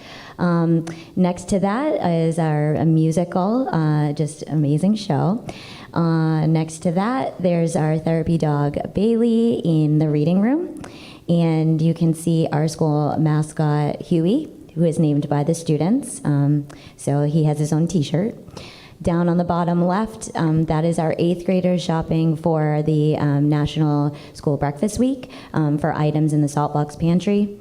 In the middle there, we have our Hawk House going to support the cheerleaders. And underneath, again, that's our dog, Bailey. He's participating in a lesson that they did in the 5th grade. You can see Huey's Hub open for business, which just closed, I think, was it last Friday? So it is closed for the year, and it'll open up in September. And then just there's an example of some learning in science with some new electron microscopes. So, and I think you have a slide next? I do, yeah, let's see. Let's see the exciting things. Okay, so yeah, so similar. So up there on the top left is our staff engaging in the mural painting. We had a day we actually had 2 afternoons for staff to participate in that. Here in the middle, we have an example of one of those collaboration activities through our STEM program. We have increased our number of TI rovers, and our 3rd and 4th graders have an opportunity to practice coding during their technology class. Up at the top right, we have our 2nd graders on a recent field trip to the Historical Society and other buildings here in town. I'm going to go clockwise. So underneath them, we see middle schoolers helping our preschoolers. This is when they were designing those ornaments this winter. Underneath them is our staff again painting our mural. To the left there, we have a friend holding a little worm. That was part of our soil tent adventure, where kids had an opportunity to just get dirty and messy and learn about the science and math of soil. We have our staff on that opening day that I mentioned tie-dyeing t-shirts. At the bottom left, you can see our Hampstead Central School staff that loves a good dress-up day. And so that was our Halloween celebration this year with many staff themed costumes. And then just above that is one of the examples of our buddy classroom. That's a 4th grader and a 1st grader collaborating on their Balloons Over Broadway projects. Now, Mrs. McDonald.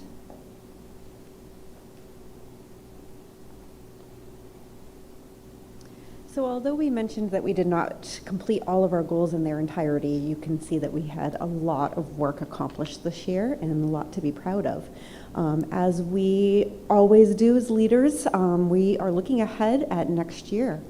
So some of the things that we are looking ahead to do is the curriculum maps, the vertical scope and sequence for each of the content areas, integration of common assessments, and better storage repository that is searchable.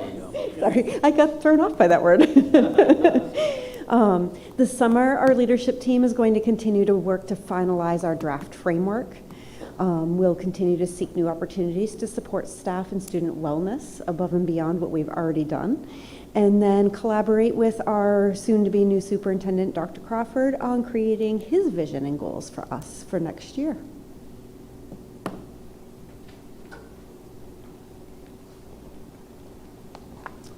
Any questions? I have a couple. All right. So, Pete, thank you for explaining. It seems like HCS is basically doing a reboot of a PBIS program, for better or for worse, right? Yeah. Positive behavior intervention system. Yeah, more supporting students both on the academic and behavior side, not specifically positive behavior intervention system, but more multi-tiered student support. In a positive way. So yes, so it sounds like you're explicitly teaching certain behaviors and making a matrix, and kids understand that, you know, this is how I'm supposed to act in this space, et cetera. We're trying to set the standard of what we expect to see. And that way everybody knows that we're carrying out what we said. Great.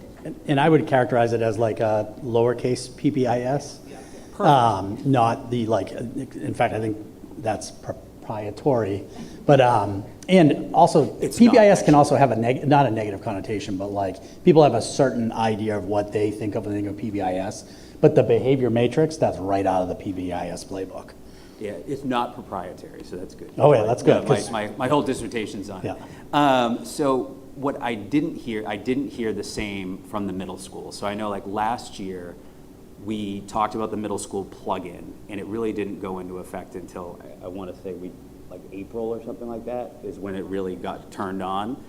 And I guess like what I haven't seen since, and I'm curious about, is what that data looks like this year. And then last year, we had talked about what does that continuum of consequences look like, right? So there are positive consequences, right, rewards, and then there are negative consequences, your traditional discipline. What does that look like based on the data that we're collecting, and how is that working out? You want to? I have to unpack that question. Can you start at the beginning? I have to All unpack right, it. so you have your plug-in, right? So I guess Yeah. I'm curious about like how has the plug-in changed things? So Yeah, so everything. This okay, is really loud. So kid Okay. kid does something in the class. Mhm. Let's say it's a negative behavior. So Mhm. shows a negative behavior in class. Teacher issues a referral. I assume that goes in via plug-in. Yep. What does that process then look like? Okay, so then from there, both myself and Amy and our assistant, Kelly Fitzpatrick, gets an email. So the email is initiated. She gets it to ensure that one of us is flagged in case we are busy. And then from there, Amy handles most of the conduct referrals that come in, but certainly I take some of them as well. And then we process whatever that's going to look like. And then we will update the plugin. Teachers can see it. Sometimes that will then loop back to the teachers. And I mean, so I'm not sure.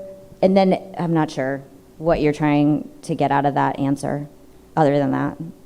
So we put in like how we process, we put the actions that we take, we log all of that, and then we do analyze our data with respect to individual students and then our students as a whole to look for trends that we can look at positive reinforcement behaviors and things of that nature as well. I don't know if I answered your question. Yes and no.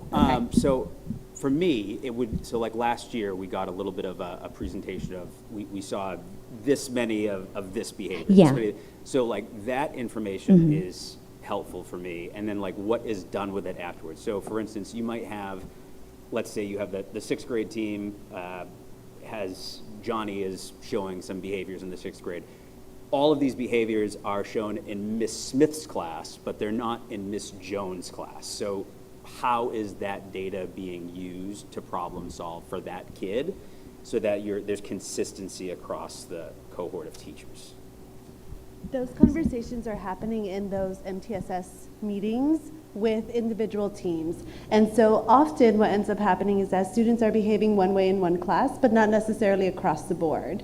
So the interventions that we provide include things like reflections, include things like additional processing time, include things like additional work time if needed. As we continue these conversations about what it means to calibrate among teams, we're definitely just factoring in the fact that students behave differently for different people. And so we want to make sure that students are behaving respectfully for all staff, no matter who they're in front of.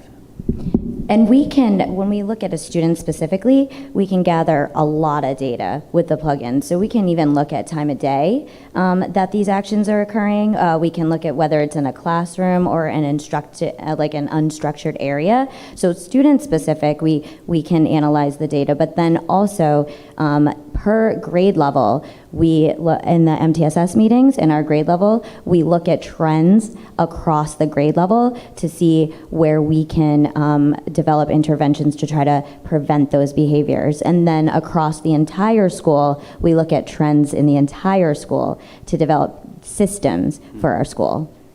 So if I'm a classroom teacher and I am referring a student, when I refer them, I would write in the referral what it's for. Is it tied to a specific, like I check foul language, for instance? So what we've instructed our teachers to do at this time is to submit it as a conduct referral and not tag it as anything, so that there's consistency about the way that we, what we call the behavior that comes out of our office. And then that helps us understand the behaviors better, because if we have 100 staff trying to code a behavior, they may not call it the same thing. So we want to have some consistency there. So it comes in as a conduct referral, and then we will change the subtype to whatever we feel is appropriate. That is an interesting approach. Thanks. You're welcome. Also, let me say this one other thing too, is that the teachers then log interventions as well. So I don't know if this is getting at any of the questions that you have, because I feel like I haven't 100% answered them.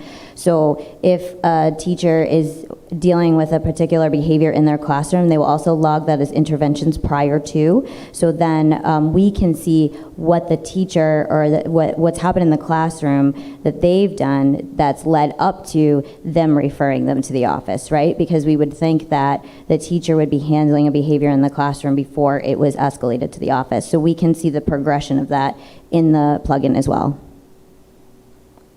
I guess I'd just really like to see how that happens, like how the system works. That's something that I'm interested in seeing. Okay, we can put that together for you. Sweet.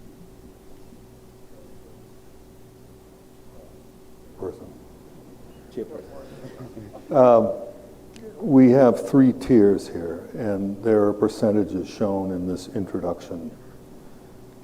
How do you see the percentages from Tier 1, Tier 2, Tier 3 in your experience? On both sides, both the academic side and the behavioral side. So there may be a difference between, I would expect there to be a difference between the two. I think that that's a really good question. When we're thinking about the percentage of students that we're supporting, I can honestly say that I think we're doing a much better job of supporting our Tier 3 students. They require the most supports, and those supports are always in effect for them. As a Tier 1 population, we certainly want to improve on that, and that's why we want to establish that common language across all teams. In doing so, we're hoping that we can better support students, both academically and behaviorally. And hopefully we won't have to utilize as many supports for Tier 3 as long as we all get on the same page about Tier 1 supports. In terms of percentage, that's not data that I've explored specifically just yet, but something that I'm excited to look forward to in the future. So I will get back to you about that data. Reduction in the number of Tier 3s over the year? I think that's tough to gauge, especially because we started the program, we rolled out the behavior plugin a little bit later in the year. So our data is only from March to March and then beyond, right? I think next year will really determine how much progress we've made because we'll have implemented it for a full year and then for another full year. So there'll be 2 years, hopefully, where we're building more consistency across the board. And I can also speak to the fact that the type of behaviors have definitely, the magnitude of the behaviors has decreased. We don't have, well, knock on wood, we haven't had fights, we haven't had all the major things I don't even want to list right now because I don't want to, but we haven't had any of that. And so the difficult behaviors have definitely dropped over the past year and a half.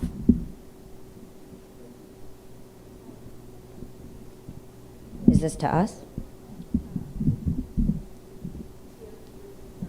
The student has an IEP, so how will you differentiate, right, kids getting a Tier 3 and know that it's decreased based on that? In terms of consequences or academically? I guess. How do you know how many interventions you're giving for each tier? Does that make sense?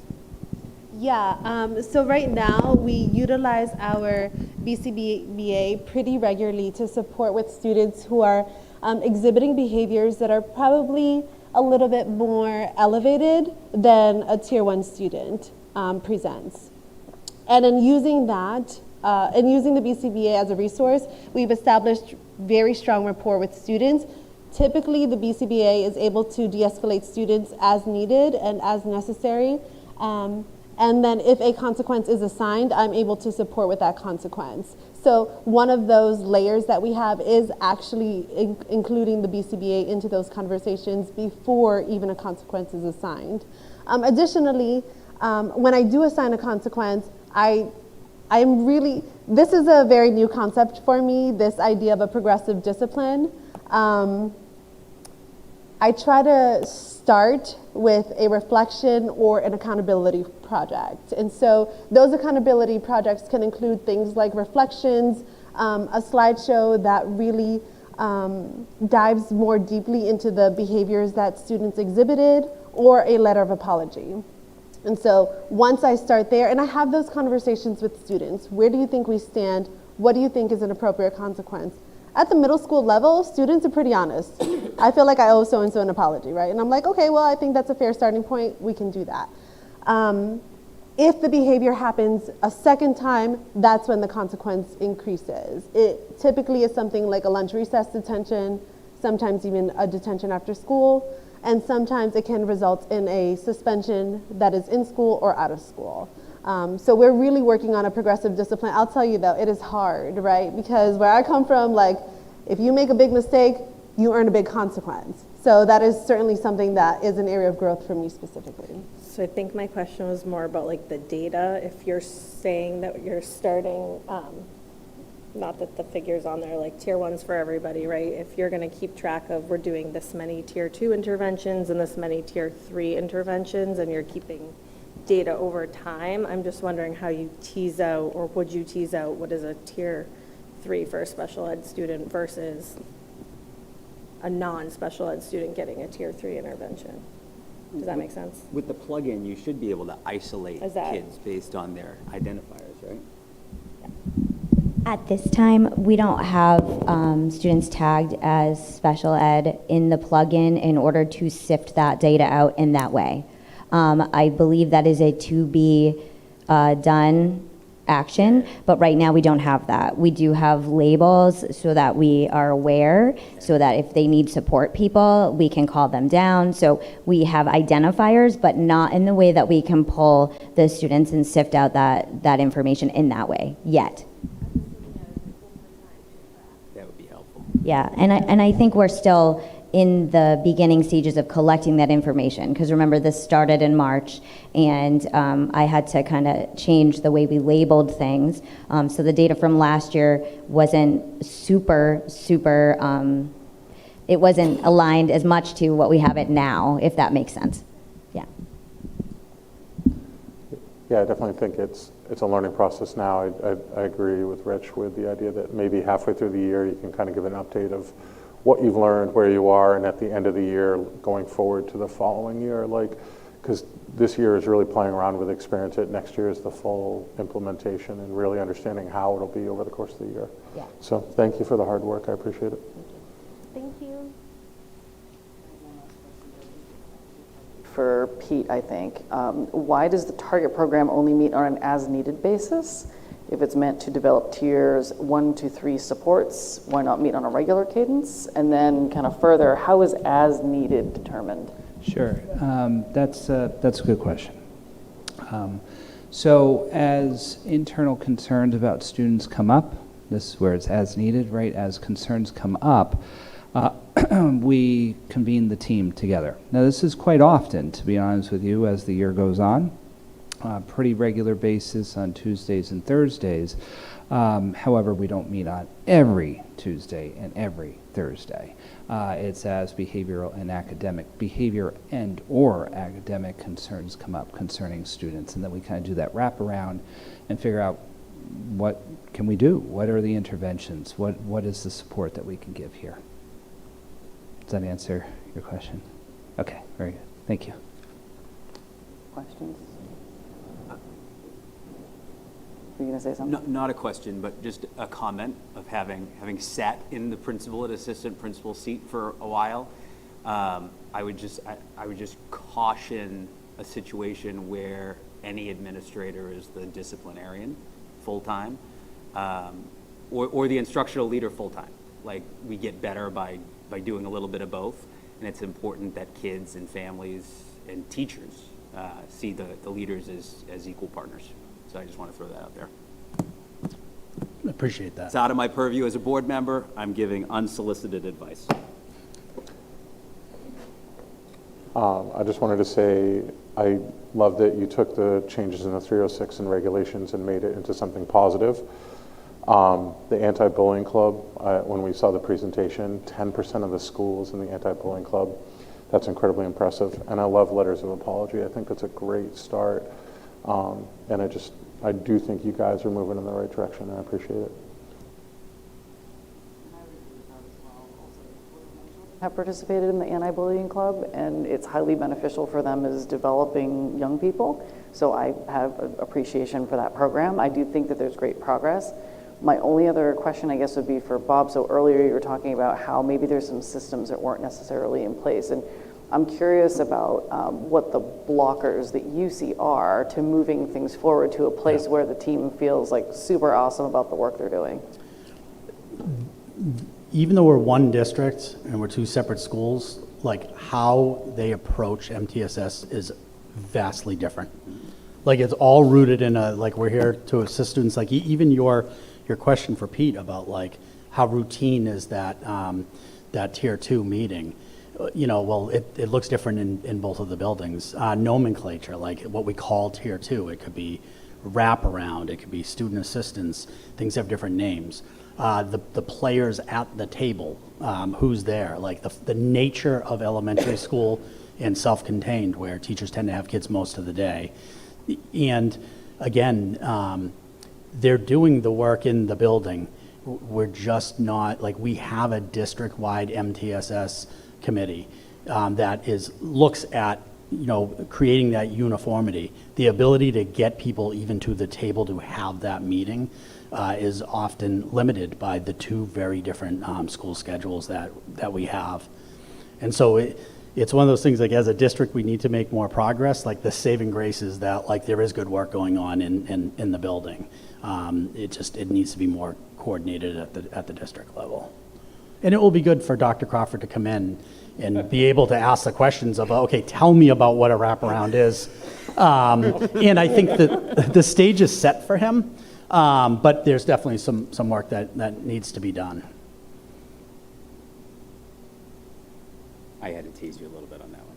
You what? I tagged you it. Oh, yeah. Excellent. All right, well, thank you. I appreciate it. Thank you. Great job.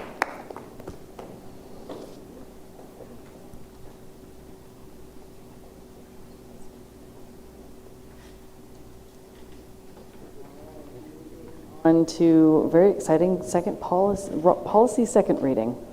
So board members, in your packet, there are 3 policies. Please take a look at those. So just for the public, those watching, what they are, we have JLCEA, use of automated defibrillators.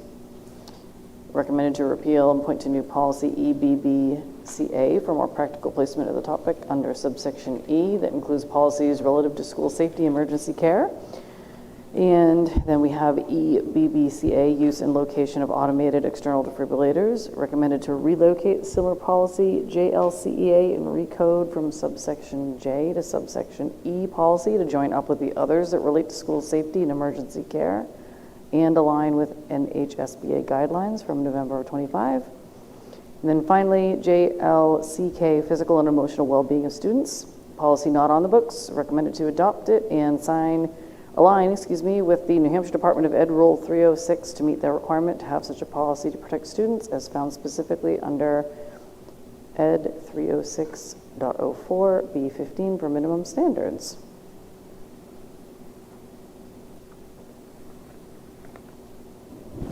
I definitely think JLCK, I think we're doing a lot of the good things. For example, one of those is anti-bullying initiatives. Obviously, we're doing a good job of that and improved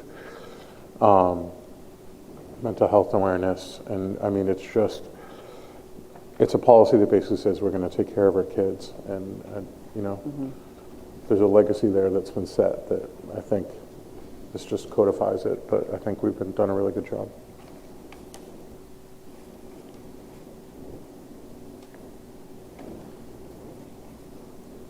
Board members, any other questions, comments about any of the policies? No? I'll make a motion to adopt JLCEA, EBBCA, and JLCK. All right. No further questions? All in favor?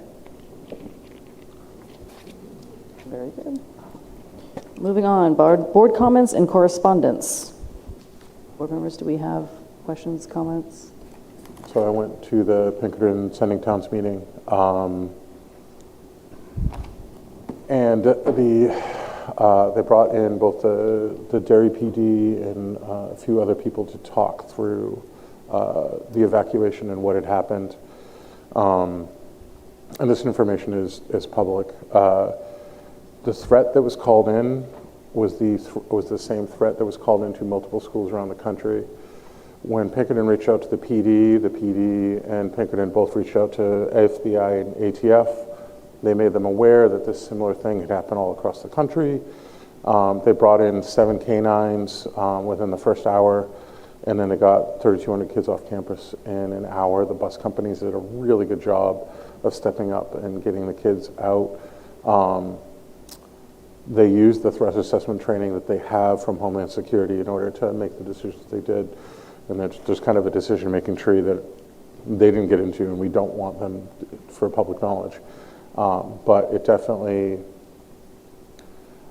they gave out the information that they wanted to get out as they were making the decisions to make the students as best possible, and then released the information later on afterwards, like this, in order to make sure to maintain the safety of the students. And I thought it made sense as they walk their way through the decision-making process.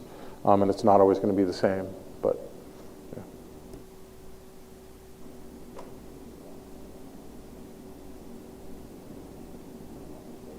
Anything further? Very good. All right, moving on to consent agenda personnel report. All right. So we've been very busy interviewing folks and filling positions, and part of that so as the finalist interviews, the way our process works is we have 2 finalists that come to the superintendent's office for review, and then superintendent selects a candidate. And so Dr. Crawford has been part of that selection process because obviously he has a big stake in that. So we're able to fill some critical positions. So we have 3 tonight, and we also have some that are still cooking out there, but they weren't ready for prime time. So Jamie Rule will serve as the HMS Family and Consumer Science teacher. Jade Heffernan as the Hampstead School District ESOL teacher, or ELL teacher, that's English for speakers of other languages. And Abby Jordan, who will serve as the HCS Elementary classroom teacher.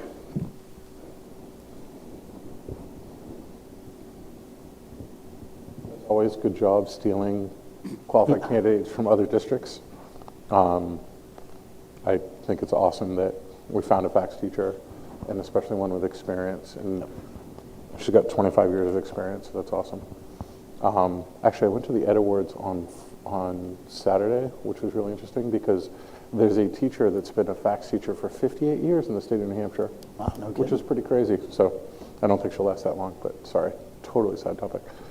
I will make a motion to accept the nominations of Jamie Rule, Jade Heffernan, and Abby Jordan. Second. All in favor? Very good. And I'll just put a plug out there that we're still looking for speech and occupational therapy. That's not having much luck there, but no one is. So, all right, moving on to the superintendent's report. So as we approach the end of the school year, there's a lot going on in our schools as we celebrate a very successful school year. So June 19th, which is a Friday, is our last day of school. It's a half day of school. And the other half of that day is celebrations with staff and recognizing all of the hard work and honoring retirees. And then our teachers will return for a 1 day that Monday just to wrap things up, pack up their classrooms, continue to work on curriculum documents and other sort of end of the year tasks. So time flies.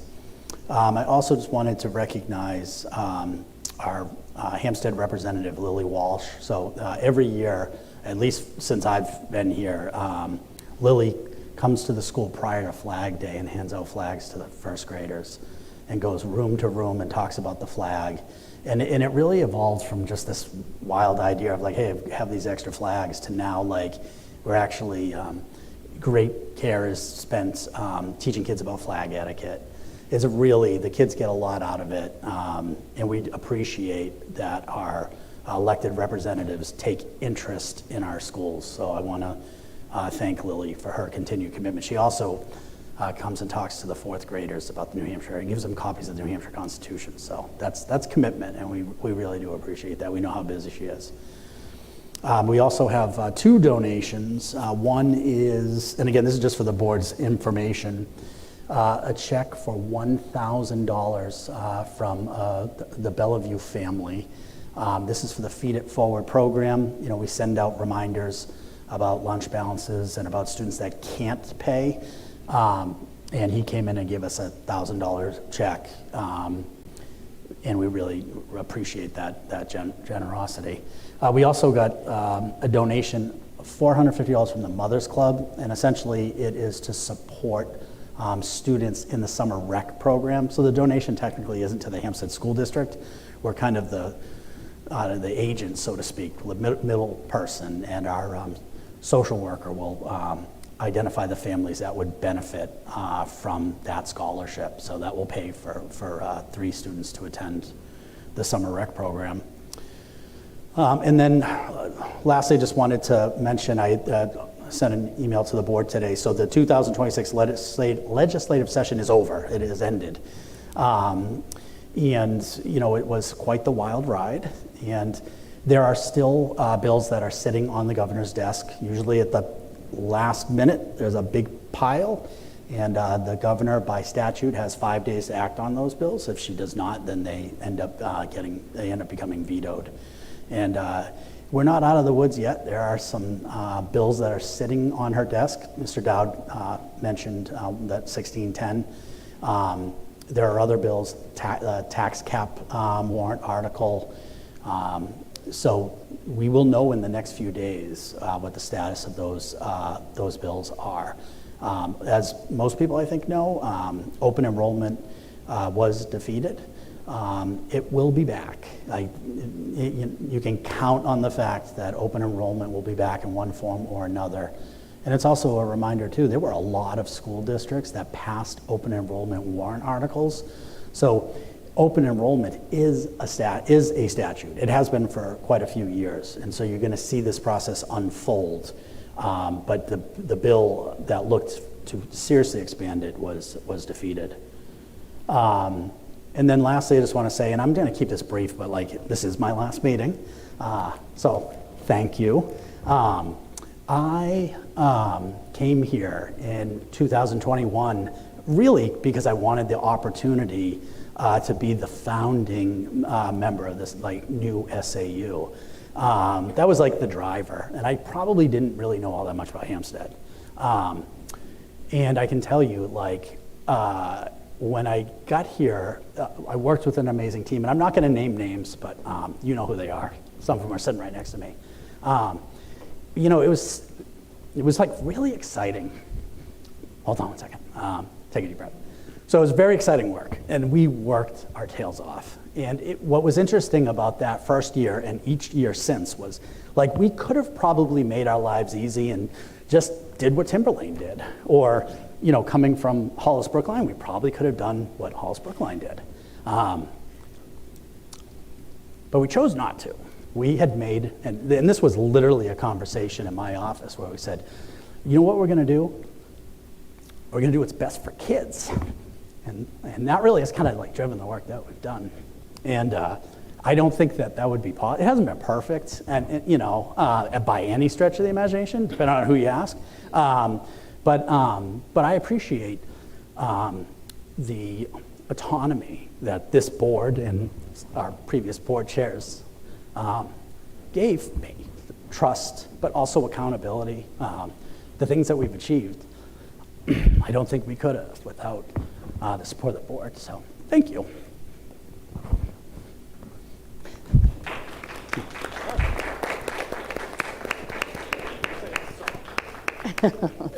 Now, I'd like to take a few minutes to recognize you, Bob, as well. So I do have a little something prepared, and then the crew got together and also prepared some things for you. On behalf of the Hampstead School Board and our entire community, I want to take a moment to thank Bob Thompson for his years of dedicated service to the students, staff, and families of Hampstead. Bob has led with integrity, professionalism, and an unwavering commitment to doing what is best for children. His visibility in our schools, support for the educators, thoughtful leadership have helped strengthen our district and positively impacted many students.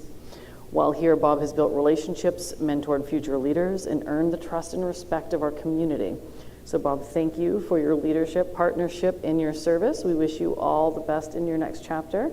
With that, I am going to cue Mr. Dion to pull up a video Can I make that a we created. motion first to allow our two former board chairs to come up and say a few words? We can. Do we want to do that for the video? Yeah. Is this Okay. like the Tom All right. Brady roast? Yes. Okay. It is the top Brady roast. Kevin Hart roast wasn't as Hey guys, it's been a while.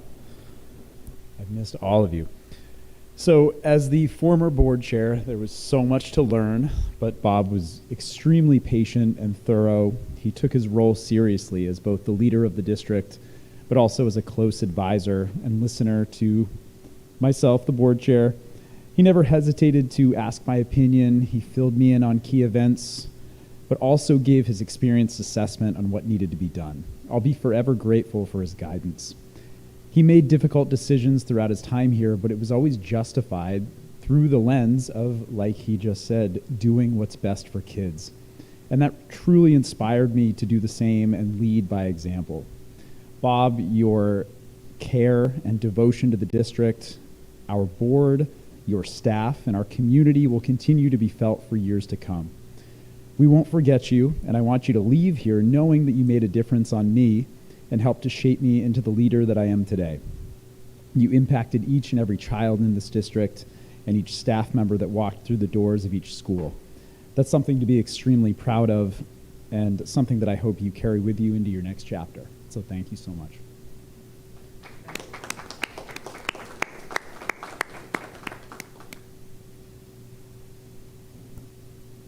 All right. I'd say, I'm not as eloquent as Andy. My hair is not as good as Andy's. But we share an admiration for Bob. And I just wrote a little something for you, Bob. When we hired you, none of us knew exactly where the road would lead us. But it certainly turned out to be a long, strange trip. Over the years, I had the privilege of serving alongside you as a board member, as a board chair, and watched firsthand as you led the district with your vision, steady hands, and a deep commitment to our students, staff, and community. Through challenges and successes alike, you just kept us trucking, always focused on doing what was best for the kids.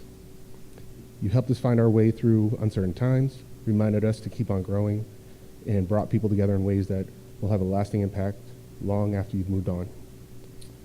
On a personal note, I'm especially grateful for the friendship that grew along the way. Somewhere between board meetings, budgets, big decisions, we found ourselves sharing a few stories, a few laughs, and realizing that sometimes what matters most isn't the destination, but the people you meet on the journey. Let's see, almost done here. Through it all, you taught us that there is always Franklin Towers to climb, another challenge to embrace, and that when people work together, good things follow. The work you've done here will continue to ripple outward for years to come. The students whose lives you've impacted, the staff you've supported, and the community you've strengthened are all part of that story and will endure. And as you move on, you may always find yourself among Uncle John's band, surrounded by good people, good purpose, and a strong sense of community. Thank you for your leadership, your friendship, your dedication to the district. We wish you and your family nothing but happiness, success, and fair winds as you begin the next chapter. As the song says, what a long, strange trip it's been. Thank you.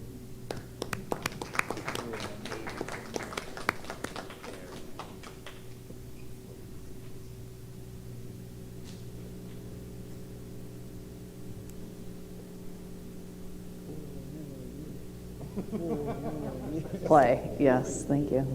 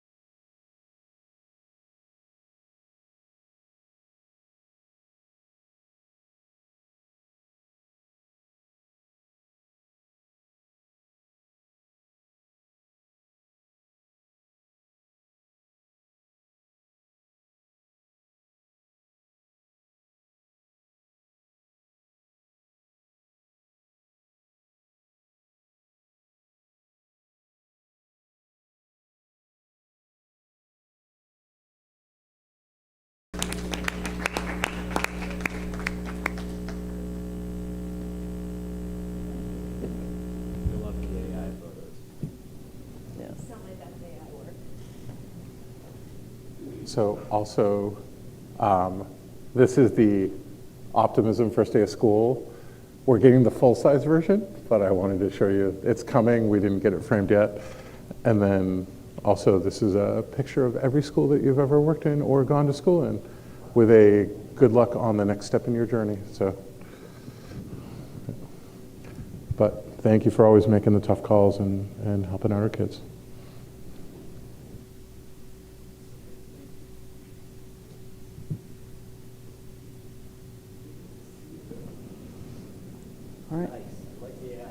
With,